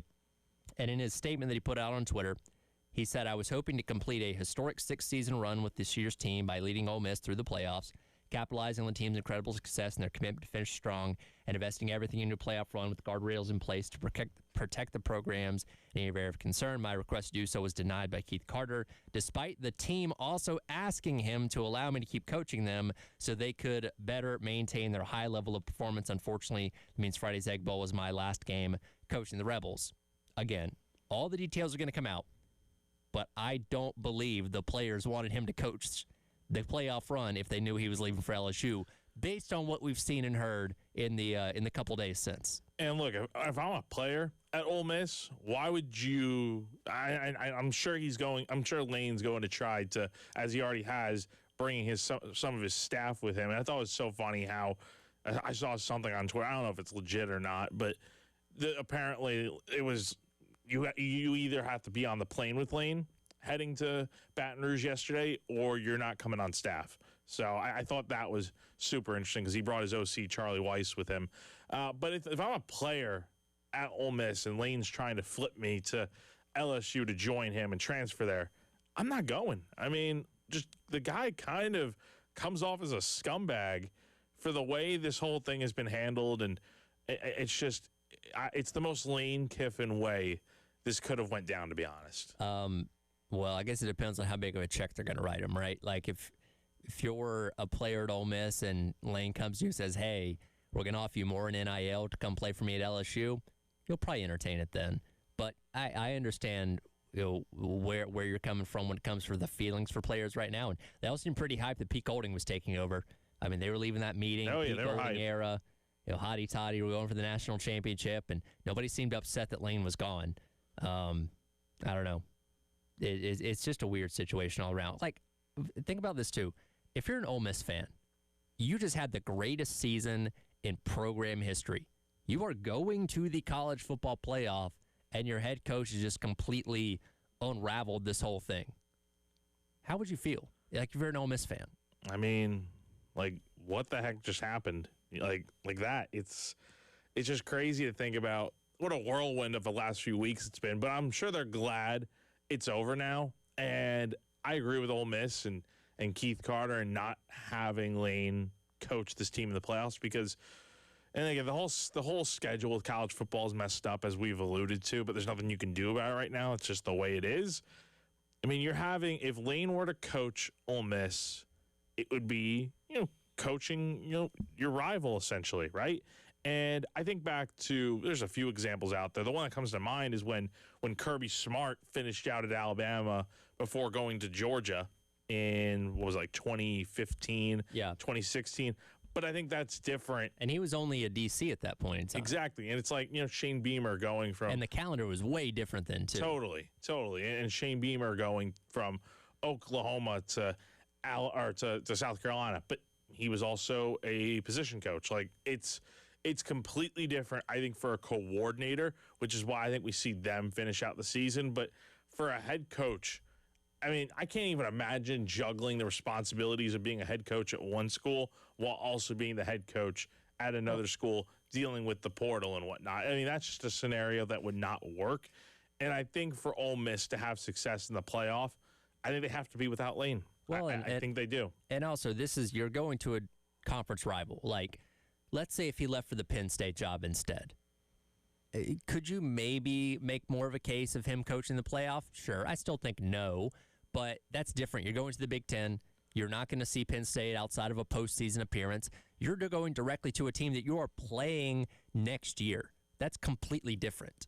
Totally different. And it's in the SEC.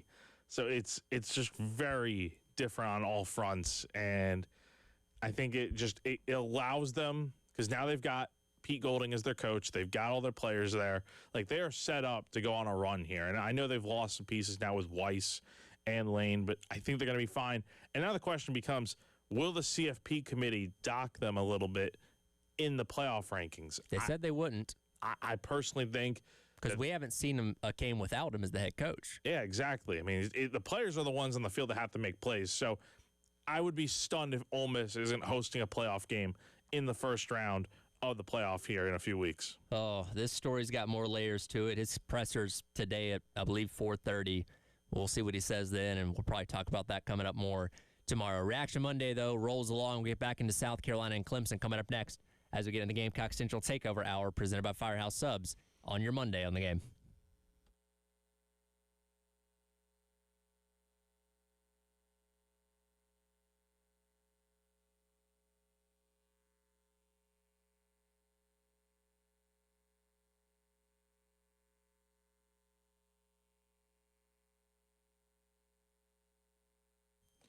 Are you a small business owner, a church, or other entity in need of a new HVAC system? AAA Heating and Air has exciting news for you then.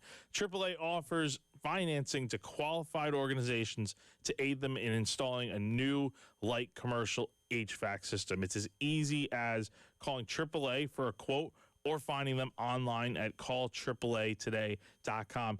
You got to just tell them Bob and Sherry sent you. Now, with AAA Heating and Air, they understand emergencies happen, which is why they also offer no credit check payments on repairs for up to 12 months. So all you need is just to have a valid bank account, and you're in control, and your comfort is their priority. So give them a call today at 803-677-1500. Again, the number to call AAA is 803-677-1500. Tell them that you heard about them right here on 107.5 The Game.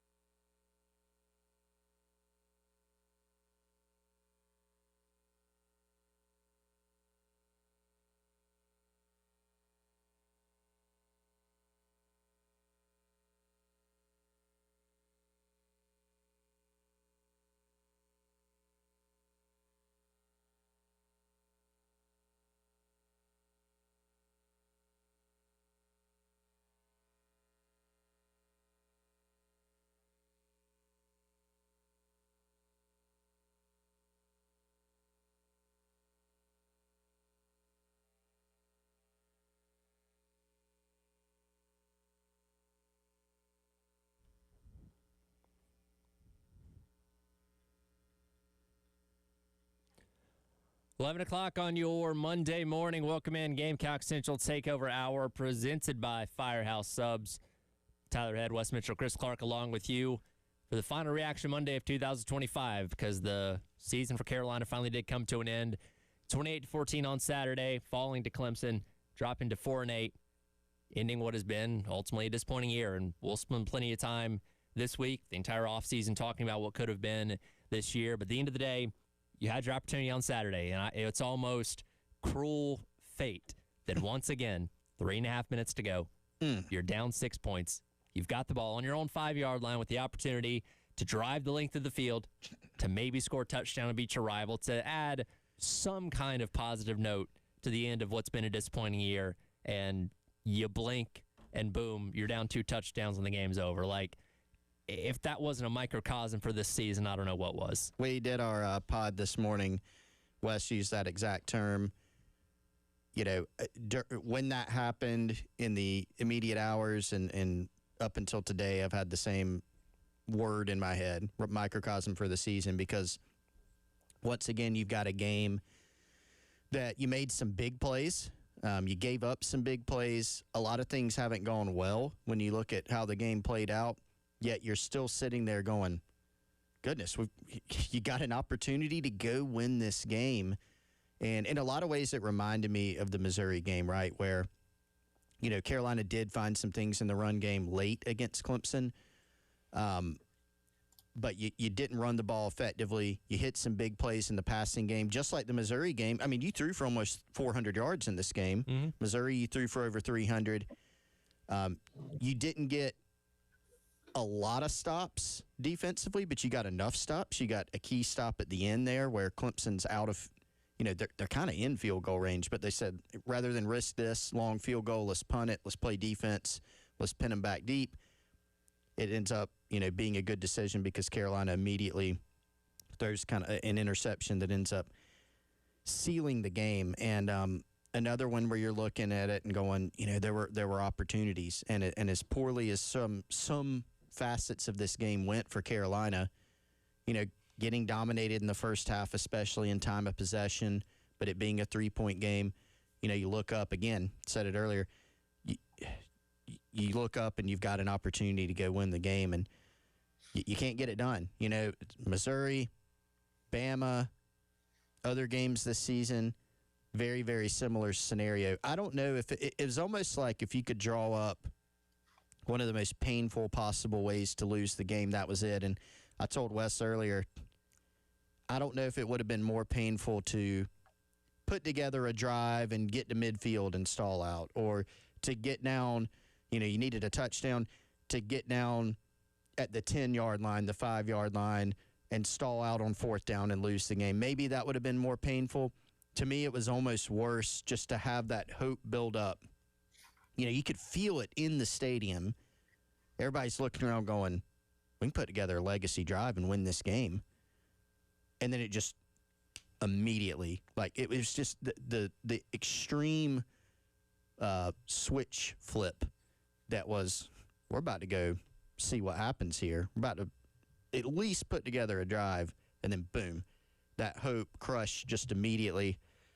Y'all right. I mean, it is a microcosm for the season, no doubt. Yeah, and I think just so many different things that, you know, we often talk about every game stand on its own merit, and, you know, different games can play out different ways, like in a sense of if you played a game 10 times, you know, with the same two teams, no one game might be the same. But then sometimes you start to get to the end of the year and a team kind of is what they are. And unfortunately for South Carolina, just a lot of the issues that have plagued them all year long continued to pop up in this game. And, you know, I would say probably for Clemson too, some of their issues continue to pop up. The fact that they just could not cover South Carolina in the secondary, but the fact that South Carolina couldn't sort of stay ahead of the chains in order to stay on the field and convert 3rd downs. You looked at the South Carolina defense, which we knew coming into this season, hey, this defense is going to take a step back, but are they still going to be able to keep Carolina in games? It was kind of the same deal we've seen where they kept Carolina in the game, but allowed a bunch of 3rd down conversions. So even though you were getting stops, it was more hey, we're going to allow 2 or 3 first downs on this drive, then force a punt, but Clemson flips the field position, or then force a field goal, or then, you get an interception in the end zone for South Carolina coming off of South Carolina turning the ball over themselves to Clemson. So to me, man, it was just another game that was lost in the margins where, the actual way it played out was much different for each team, but you look at the end result in terms of yardage, it was very similar. However, South Carolina made too many mistakes. You throw your own interception in the end zone when you're already in field goal range. You rough the punter when you're in a situation to finally get the ball back in good field position. That leads directly to a Clemson field goal. In these games like this, man, you can go back and circle these plays where you go, that was a mess up. That was a screw up. And then it directly leads to you losing the game. And, we talked going in, will a team win this game or will a team lose this game? And, I do think there's a case to be made. South Carolina made enough mistakes, not to take anything away from Clemson. There's enough mistakes where you're going, honestly, South Carolina went out there and lost this game, Chris. Yeah, I mean, you look at how the game began, and history shows a couple things. Number one, South Carolina we gave the stat on Friday, they have not struck first in this rivalry game since 2018. Mm-hmm. Now, they have won a couple games in this rivalry since then, so it's not completely necessary to strike first to win this game. Every game does stand on its own merit, yes, but it has been a theme. And I think we've seen from this team, this is not a South Carolina team, frankly, that you want in that position that they ended up in that's been familiar where, fourth quarter, got a chance, but we're going to have to go, A, get a stop or a couple stops, and B, go down and score a late touchdown to either tie this thing or win it. This has not been a team this year that's been built to do that. Now, they still had the opportunity to do it. You could have flipped that narrative, flipped that script in a literal sense and gone ahead and done it, and you win the game, and now you kind of erase that. You're just looking at it as, hey, a bunch of times this season it didn't work out. This game it did.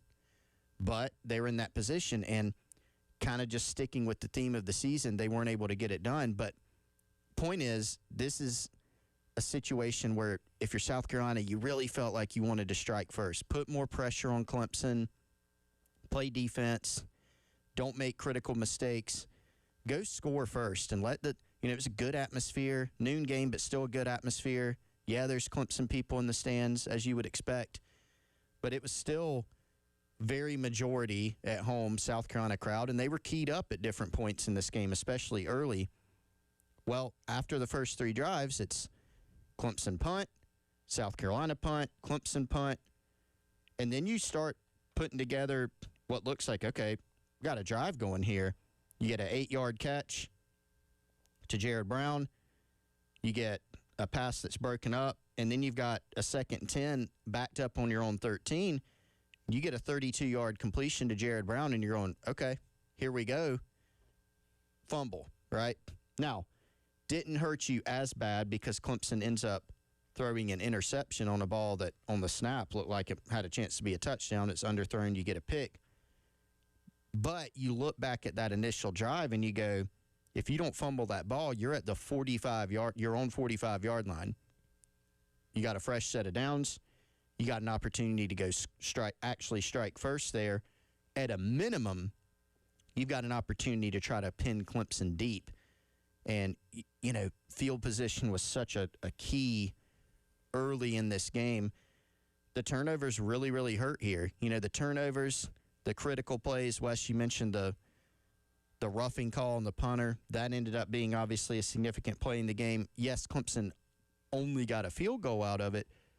But late in the game, that kind of changes the complexion of kind of how you're doing everything, and for Carolina, they got the big plays, but you got into the half, and you're sitting there looking up going, all right, it's a 3-point game. Shane Beamer mentioned after the game, how is it a 3-point game? Carolina possessed the ball for 8-something minutes. Clemson has 21. You look up after the game, the Carolina defense, which did enough at times, but they gave up a lot of yards. They gave up a lot of third down conversions. The field was frequently flipped, and the defense had to stay on the field a lot. I mean, a couple guys, more than a couple guys in this game, played their season high in snaps on defense. You just couldn't get off the field. Yeah. Well, and Clemson ran 47 plays offensively in that first half. You ran 19. Now, yes, part of that was because you had 2 explosive touchdowns that ended those drives pretty quickly. But, yeah, your defense was taxed. And, again, it's kind of been the story of the entire year where despite things going wrong in the first 3 quarters, you're still in a position to be there to try and go down and win the game at the very end. But for whatever reason or the other, you lose. And again, Saturday wouldn't have completely changed that narrative if Sellers leads them on a touchdown drive and they win the game 21-20 because it happens so many times this year. But you could have at least ended on the positive note of, hey, maybe they finally figured it out at the very end. And what's that worth going in the offseason? I don't know, but it's better than sitting here talking about another loss and losing to Clemson once again at home. Still haven't beat them since 2013. So as we knew going into the game, beating Clemson was not going to change the narrative of this entire year. Wasn't going to make everything suddenly better, but you could have at least rested on the fact that you beat your biggest rival in a year when they were also very down and not feeling great. And unfortunately, that's not the case. And now you only have to sit with a 4-8 season. You have to stew on the fact that your rival beat you once again for an entire year. I looked at it like this, guys. You ever just have a stretch in life where you're just like, man, I could just use a win right now. Like you're doing your best and life just isn't coming up the right way for you. You're just like, man, I could use a win today. And, in life, we don't always like have the scoreboard. In football, we obviously do. This just felt like to me, like, yeah, it wouldn't have erased anything that we've seen, but it would have allowed you, if you were a South Carolina fan after the game, to go watch those other college football games with a little bit of a smile on your face for at least a day. You could go to dinner and just be like, all right, at least we beat Clemson. Instead, you just got another kick in the teeth is what it seemed like to me. And the fact that here's another part of it, man. That was not a great Clemson football team either. There was a stretch, honestly. Clemson was so good for a stretch there, and Carolina was struggling, like during Clemson's streak. Gamecock fans went into that game honestly knowing what was going to happen. Like they were hoping for otherwise, but Clemson's competing for national titles, and and Muschamp was on the hot seat. So you kind of just knew this one. Neither team went in with a great deal of confidence, but if you're South Carolina, you're going, man, this is just not a great Clemson football team, and they're coming to Willie B. And there's a lot of things that could have gone your way in this game, and it just felt like for whatever reason, man, I don't want to in any way say it was luck because it wasn't. Clemson made their own luck, but it just didn't feel like much of anything went the Gamecocks' way in this thing, right down to like the couple of calls, right down to, you force a fumble and the ball pops right back up to the quarterback. We should have known then. Yeah. Not only do you not get a stop, like you don't get to force a field goal at that point, he just runs it in. So it's one of those things where you're going, all right, credit where it's due. Great play by Klubnik not to panic, right? Great play. However, I'm sitting there going on the TV view, like, all right, where's the rest of the defense at? Wait, he's got the corner? Like how? You should have, like you said, you should have known at that point. Yeah, I was going to bring that up if you didn't. It is. I texted you during the game, Wes, and said at some point BT's going to get home on one of these pass rushes because he was just off. He was there on a few, and to Clemson's credit, they got the ball out. But so many things on that play. You get the strip sack. Sometimes that ball is just on the ground. It gets kicked around, and maybe you get it. Now Clemson can't even get a field goal. Instead, they get a touchdown. And you also, by the way, the last line would have been Dylan Stewart, wasn't on the field. Yeah. We'll get more of your reactions, including on the AAA Heat and Air phone lines coming up next as we continue on with Reaction Monday, Gamecock Central Takeover Hour, presented by Firehouse Subs here on the game.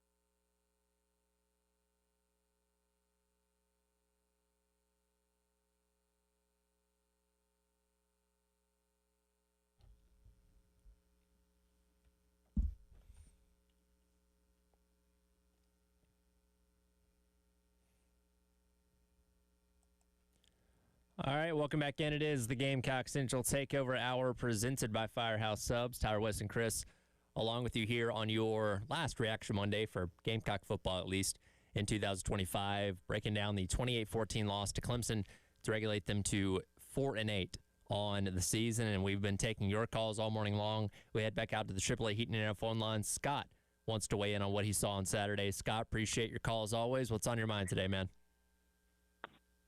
Well, y'all were talking about the 4th and 3 call, but we had 2 plays to make 3 yards. I had more problems at first with the 3rd and 3 call. We tried to throw a long touchdown pass. We desperately needed a first down right there. We desperately needed a first down. So we tried to throw a touchdown pass, a long pass, which was stupid. And then we mess up on the 4th and 3 play. I mean, 2 plays and we cannot get 3 yards. Now, I've got an issue that I've brought up all year long that Tommy Suggs, right after the game, brought up. You know, we were good last year.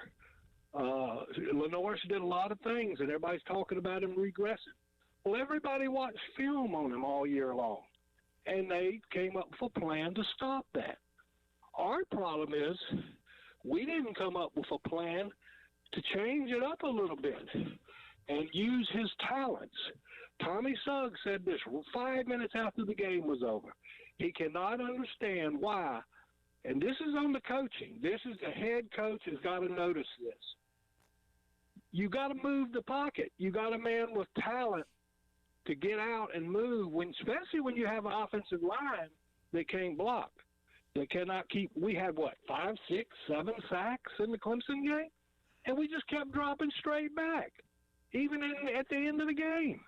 Tommy Suggs brought this up, and I said, hallelujah, somebody finally said it on the air. But they didn't notice this all last year. They should have noticed at the beginning of the year that teams had made adjustments for Lenoir, and we should have made an adjustment. And that's our worst problem. We cannot make adjustments. During the season, during halftime, seems like we come out after halftime with the historical history this year. Seems like we come out of halftime worse than we went into halftime. Mm-hmm. And other teams make adjustments and come out better. Now, that goes directly to me. That goes directly to coaching. Right. I'm not a big guy that wants to fire the coach, but, I mean, this is stuff that's not being corrected. Now, if you got to play, sometimes the head coach has got to step in and put in a play. I mean, and does Shane not ever do that? Are we relying solely on an offensive coordinator? I don't think. I think most good head coaches, right, Spurrier included, if they don't like the play or they think they see a better play that will work, they interject and they change the play. And I never hear any reference to Shane doing that. And the head coach has got to do that sometimes. The head coach is in charge of it all. And so my thing, this is the second game in a row we scored 0 points in the second half. How do you score 0 points in the second half? I mean, that's almost impossible. I mean, we're the only team that can do it. Yeah, appreciate the call there, Scott. We do got to move on to some other stuff, but appreciate the thoughts. And look, your frustration is certainly justified, and we're going to spend the entire offseason talking about what could have been better, what needs to be better, what needs to change. And we're going to go through these next couple days when it comes to hiring an OC, what other staff changes may be made, and all this kind of stuff, assessing what went wrong with the season and what needs to be better in 2026. Because, again, Coach Beamer's job is essentially on the line at that point, according to most of us, coming up next season. Let's go back to the 4th and 3 there. We're talking about things kind of being microcosms for the season when you talk about the pick six that ultimately ended the game on Saturday. That was another situation where, I mean, the call, the play that was there had an element of it that was going to work, where you had Mo Brown running across, open, had an opportunity. If he would have caught the ball, turn up the field, get an extra yard, probably would have gotten the first down there. And Sellers, when you go back and look, didn't really even seem to view that option, kind of had his eyes focused on Jordan Dingle. Ball gets tipped. Obviously, the ball falls down, turnover on downs there. But that's also kind of a microcosm for the frustration of watching Sellers this year is you see opportunities on plays that he's not taking. And look, I get it. Playing quarterback's complicated. There's elements of things that we can't even begin to fathom and understand that he's processing in those moments. But that is one of the more glaring examples of something that seemed like an easy choice that he chose not to do in that situation and ultimately cost him in a very pivotal moment. Yeah, and I'll back up, too, because the caller, Scott, brought up the 3rd and 3. You know, I'm with you in that. Like, I actually don't have a problem taking a shot on a 3rd and 3. If you know you're going for it. Especially if you know that you're going for it, or if it's just open. You know, a lot of route concepts, even if you're looking, hey, let's throw the ball short. If there's a deep ball open, throw the deep ball, especially because South Carolina had hit a couple of explosive plays in the passing game. I don't have a huge problem with having a deep ball option there or taking a shot on 3rd and 3, especially, like you said, Tyler, if you've got a couple downs to go for it. I think the situation there was just it wasn't really open. You know, it was covered pretty well. It wasn't really. It didn't end up being really a close play at all. And then you did come back and you had a play call that seemed to have something on 4th and 3. But as you said, Tyler, you don't see it, right? And then, you know, Sellers in the running game, it was apparent that Clemson was not going to go into this game and say, hey, let's play man coverage. Let's even spy Sellers and just kind of take our chances. Schematically, they were different defensive coordinator. Schematically, it's different, and we've seen that all year. Teams have played Sellers different. You've seen a lot more zone coverage. That at times has helped them hit some explosive passing plays. But at times, or for a lot of the season, there hasn't been that development in the passing game where they're making teams pay for playing zone consistently. Sellers didn't get, you know, a lot going in the run game. Should South Carolina have called more runs? I think that's a fair argument. There was one play where Sellers gets out on the edge, and you're going, oh, could this be the moment? And they actually got him on the ground. Man, you know, credit Wade Woodhouse, the Clemson linebacker. He made a read. He got out there. He made the tackle. If he doesn't make that tackle, that thing's probably a touchdown if you look at how the play was developing. So it's been, you know, I think it's just a variety of things. And I think, again, that sequence and other things that happened in the game, again, just a microcosm for what we've seen the entire year.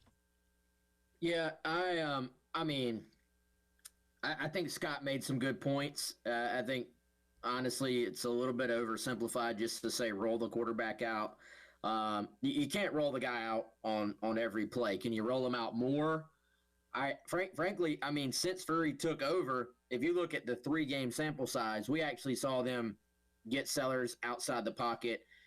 Actually, even before Furry was let go, you look at I think it's the Alabama game, and that was one where Beamer, I mean, it was said that he stepped in and said, we need to simplify and we need to get Sellers outside the pocket a little bit more. And we saw that happen. Now, you frankly just can't do it. If you change the launch point to the same thing, the defense will just adjust and rush towards that launch point. So at some point you have to be able to block guys. And I know that that's been a struggle for South Carolina. And so I think it's kind of, for me, it's in the category of two things can be true. Like, yeah, could they have called a few more rolls? Yes. Is that the end all be all that's going to just fix all your problems? No, it's not. And, you know, I think teams have adjusted to Sellers to an extent. And, you know, at time, I mean, the passing game was there on Saturday. Like, we saw Carolina make not just the big throws down the field. There were a bunch of other chunk plays there as well. The inability to combine that with the run game, except for that little stretch late in the game, was obviously huge. You know, also trying to go through everything Scott said in my head. So a lot of people will say they don't want their head coach stepping on the offensive coordinator's toes in the middle of a game. Like when things go bad, a lot of times people will blame the head coach. They won't let the OC do their job.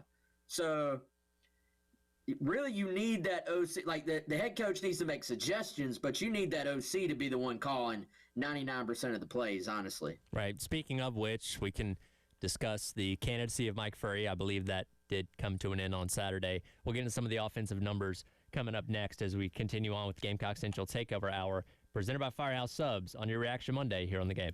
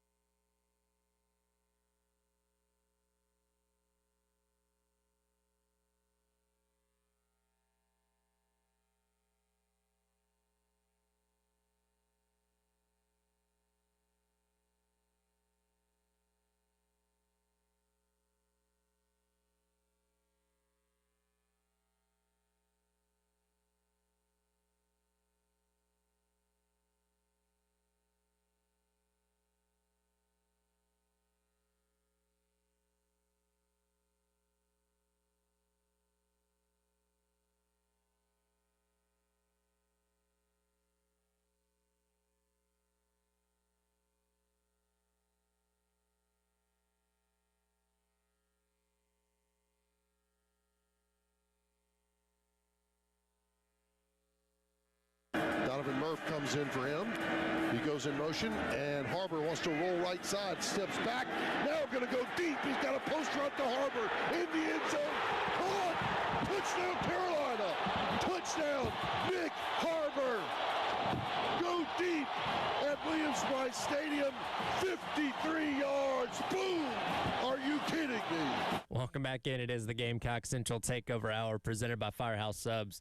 Tyler West Chris along with you on your Reaction Monday here on the game. Yet another explosive touchdown catch for Nick Harbor on Saturday. That one 53 yards to help tie the game at 7 early on. And, you know, for as rough as this season's been, Harbor has delivered a lot of those this year, which have been cool moments. And, again, things we've been kind of waiting for him to do in his 3 years here at South Carolina. We'll see if we get more of that in the future if he does decide to go on the NFL. He still has that decision to make this offseason. But as cool as that play was, as great as the Dre Jacobs touchdown was, and that weird play where it looked like the Clemson defenders kind of gave up on it and he just skirts up the sidelines for the long 74-yard touchdown, there wasn't a whole lot else after that when it came to offense in the first half. And there's a couple of statistics that really stand out to me after the game on Saturday. And one of them is, yes, you had 200 yards of offense on Saturday in the first half.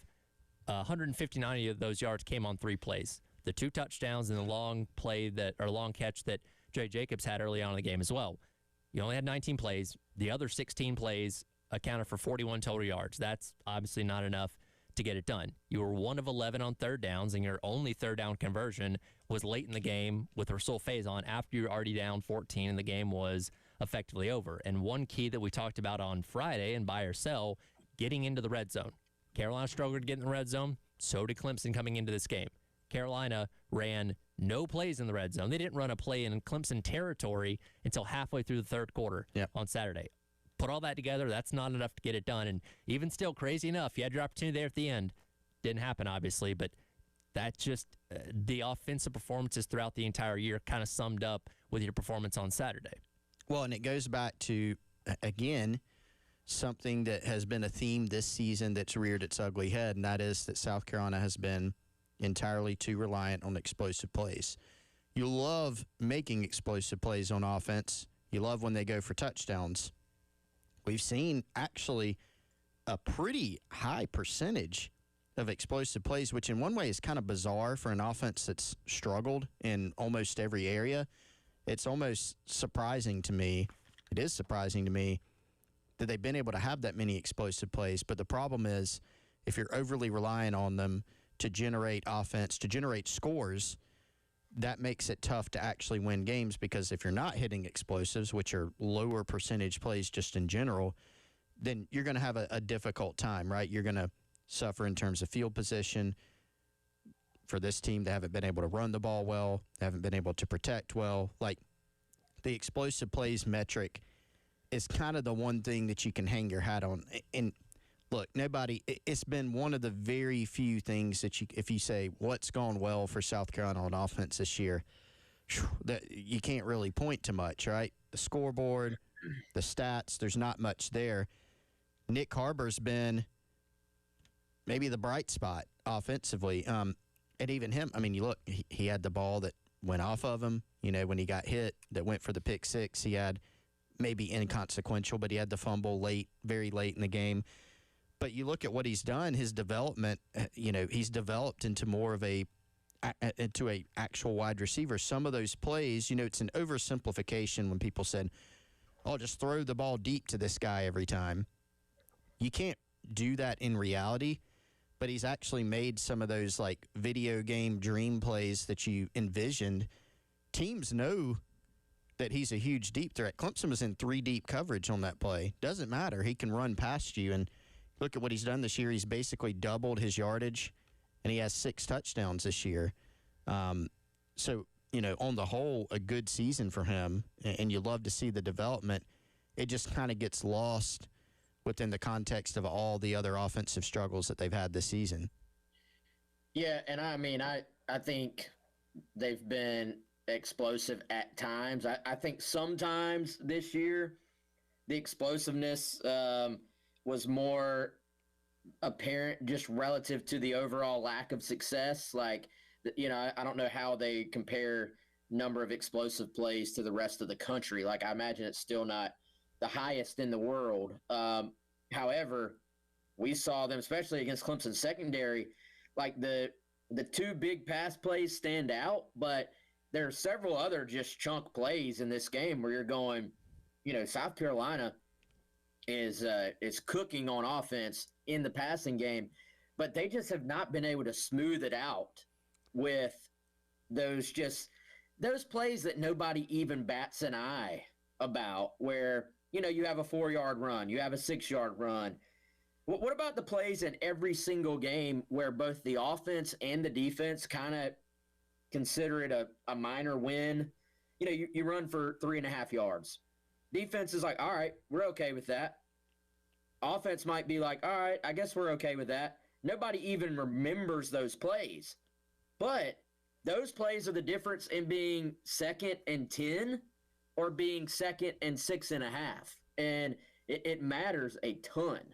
So I think South Carolina, like if I'm looking for an offensive coordinator, yes, there are like schematic things I'm looking for, but I'm looking for the guy that can stay on schedule. I'm looking for the guy whose scheme allows you to not erase. You can never erase negative plays, right? But the scheme is offensive line friendly enough that you can cut down on some of these negative plays. And I'm looking for the guy who has creativity and answers third downs and red zone. And yes, some of that is players, some of that is personnel based, some of that is you just have, if you have better players, you're going to be better on third down. If you have better players, if you can run the football, you're going to be better in the red zone. But the teams that have that offensive coordinator just gives them that little edge in those situations, I think are going to ultimately, over time, win a bunch more games, because so many of these games right now in college football are played in the margins. It was a weird game, but both teams had around the same yardage total. But South Carolina gets down to the very end, and you have a chance to drive down and win the game. There's going to be probably, you have 12 games next year? Mm-hmm. There'll probably be 8 of them next year that are the exact same, played within the margins.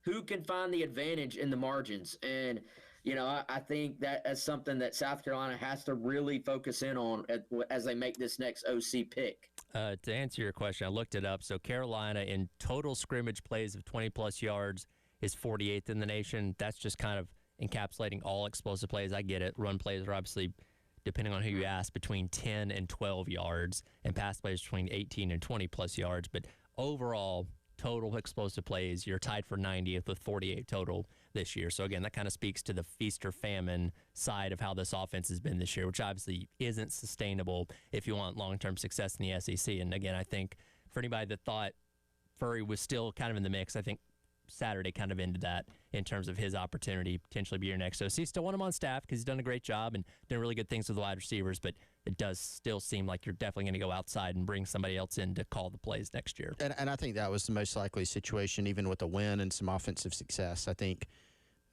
if you come out and just blown up the scoreboard and just completely dominated, could it have become a little bit more of a conversation? Maybe. But I think this thing has always pointed more towards an external hire, and I think Saturday just kind of, maybe sealed that up a little bit more. We'll get to your calls on the other side to wrap up the hour. 803-404-6100, Tyler Head, West Mitchell, Chris Clark, Gamecock Central Takeover Hour, presented by Firehouse Subs here on The Game.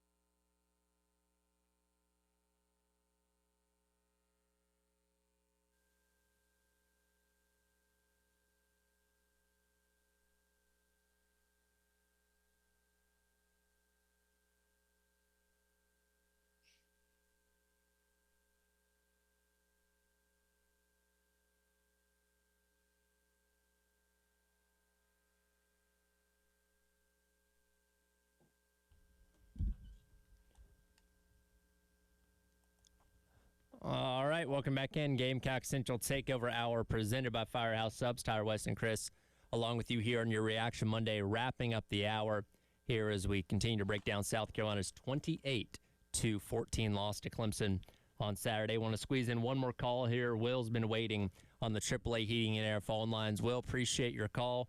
What's on your mind today? Hey, how are y'all doing? Good. All right, I'm going to just kind of be blunt, honest, what I think and what a lot of Carolina fans think, you know, and this is what I've seen and just been watching and hearing. Number one is we definitely need a new OC. That's first and foremost we do. With Coastal Carolina firing their head coach, you know, and possibly looking at Clayton White as a head coach, I could see that happening. I could also see Shane Beamer having to hire a new defensive coordinator, which would kind of be horrible for next year because you've got a brand new OC trying to get the offense lined out, and then if you have to go hire a new defensive coordinator, then you have to have a new defense, and you're possibly coaching for your job. And I don't know, man. I mean, with all the post-game stuff that I've watched, you know, I don't believe Lenore Sellers is coming back.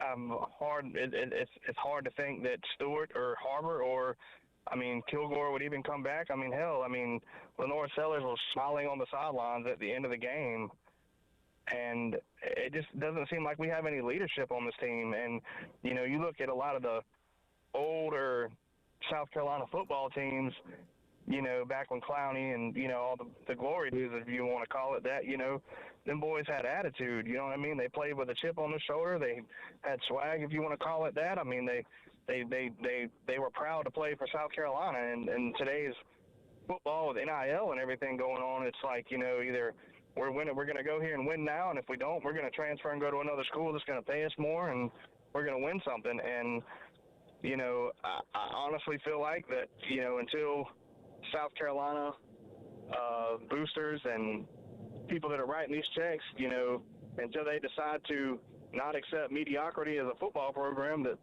this is where we're going to be, 6-6. You know, people are okay with that around here, and I think that needs to change. You know, 6-6 is not okay. Right. You know, if Vandy can go win 10 wins, why the hell can't South Carolina? And I'll hang up. Thanks for taking my call. Yeah, absolutely. Appreciate the call. 803-404-6100. And a feeling that kind of echoes the sentiment of a lot of people in this fan base coming off of what this season's been. And again, you got to nail the OC hire. I have seen the stuff out there about the interest of Clayton White when it comes to Coastal Carolina job. That is also something you could possibly be dealing with here very, very soon. So, look, it's going to be very busy next couple days, next couple weeks to kind of figure all this stuff out. What is the player movement going to look like? Are you going to get Sellers back, Harbor, Stewart, Kilgore, all these key players to your team the past 2 years have the opportunity to, go play in the NFL, or in Stewart's case, because we're not dumb, he's going to be given offers elsewhere. Does he want to stay? Like, all these questions have to be answered soon to kind of figure out what your team's going to be in 2026, and we'll obviously address that as time goes along. But again, it just kind of culminates to everything we've been talking about. It's just an unfortunate and disappointing year that now we have to look at all these things and wonder what's coming next to save Shane Beamer's job essentially in 2026. There was a lot, and there were some good points in that call. There's a lot to unpack that we won't have time to get into in the next 2 minutes. But the two things that came to mind that Will was talking about there, first of all, when it comes to guys staying or going, there's a lot to track there and a lot of those conversations going on. I expect some guys to enter the portal. Will it be super impactful players or not? We don't know yet. I don't think we should say, I don't think just because of how the season went that there's going to be a mass exodus. There could be, there might be, but you can't just say, well, it's going to happen. I mean, after the 2023 season, there was a very real possibility that South Carolina was going to lose a bunch of guys. They actually ended up keeping all those guys. The other thing, I totally agree, leadership is something that they've got to fix for next year, getting older, getting more leaders. But we don't even have to go back to Clowney, Swearinger, all those guys. You can go back to literally last year. They had a lot of leaders on the team. They lost a lot of those leaders. That's played into this year. This season is not acceptable. It's not good. But literally last year, guys, they beat Clemson. They went on a run. They had a lot of leaders that helped them have that type of season. It's not like it was 50 years ago or 20 years ago. Now, can they get back to that? I have no idea. But there's kind of your formula if you're looking at how do you get this thing fixed. Yeah, I'll say this real quick. I understand why Football Scoop made the Clayton White connection to Coastal. I've asked around on that. I think that's very premature at this point. I'm not saying it can't ultimately get to Clayton White. I don't think that's the case right now in terms of it's a great possibility of that happening. I'll just put it like that.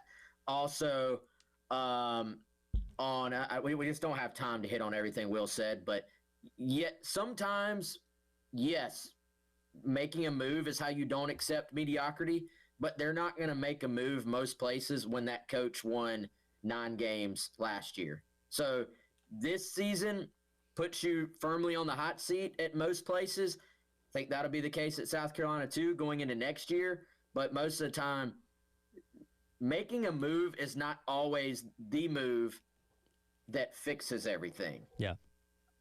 Yeah, it's very true. And again, I know people are kind of pointing fingers saying, well, look at Kentucky. They've moved on from Mark Stoops. Well, Mark Stoops has a longer runway of things not going well compared to Beamer, who, again, is only in year 5 and did have a team that won 9 games a year ago. But look, all the frustration, completely understandable, and we're going to be dealing with it and talking about it this entire offseason. So buckle up for that. We'll continue to not only give our takeaways from this game, but also assess what happened over the course of the last 3 months that led to South Carolina going 4-8 as this week and the next coming weeks do unfold. That'll do it for the Gamecock Central Takeover Hour presented by Firehouse Subs. Up next, halftime show myself and Bill Gunner as your Reaction Monday rolls along here on The Game.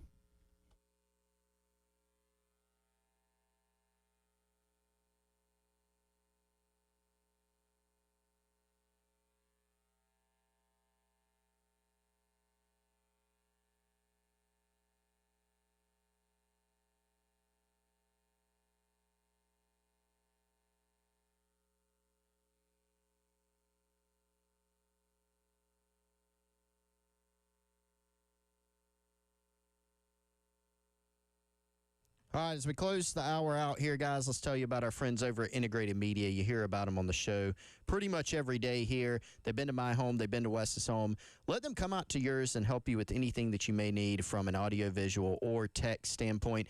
Local, reliable service from Michael, Nathan, and the team over at Integrated Media. They can do everything from something as simple as mounting a TV for you. If you're having trouble with your Wi-Fi signal, got a lot of dead spots around your home, want to make sure that you got your internet up and running in tip-top shape, faster, new equipment.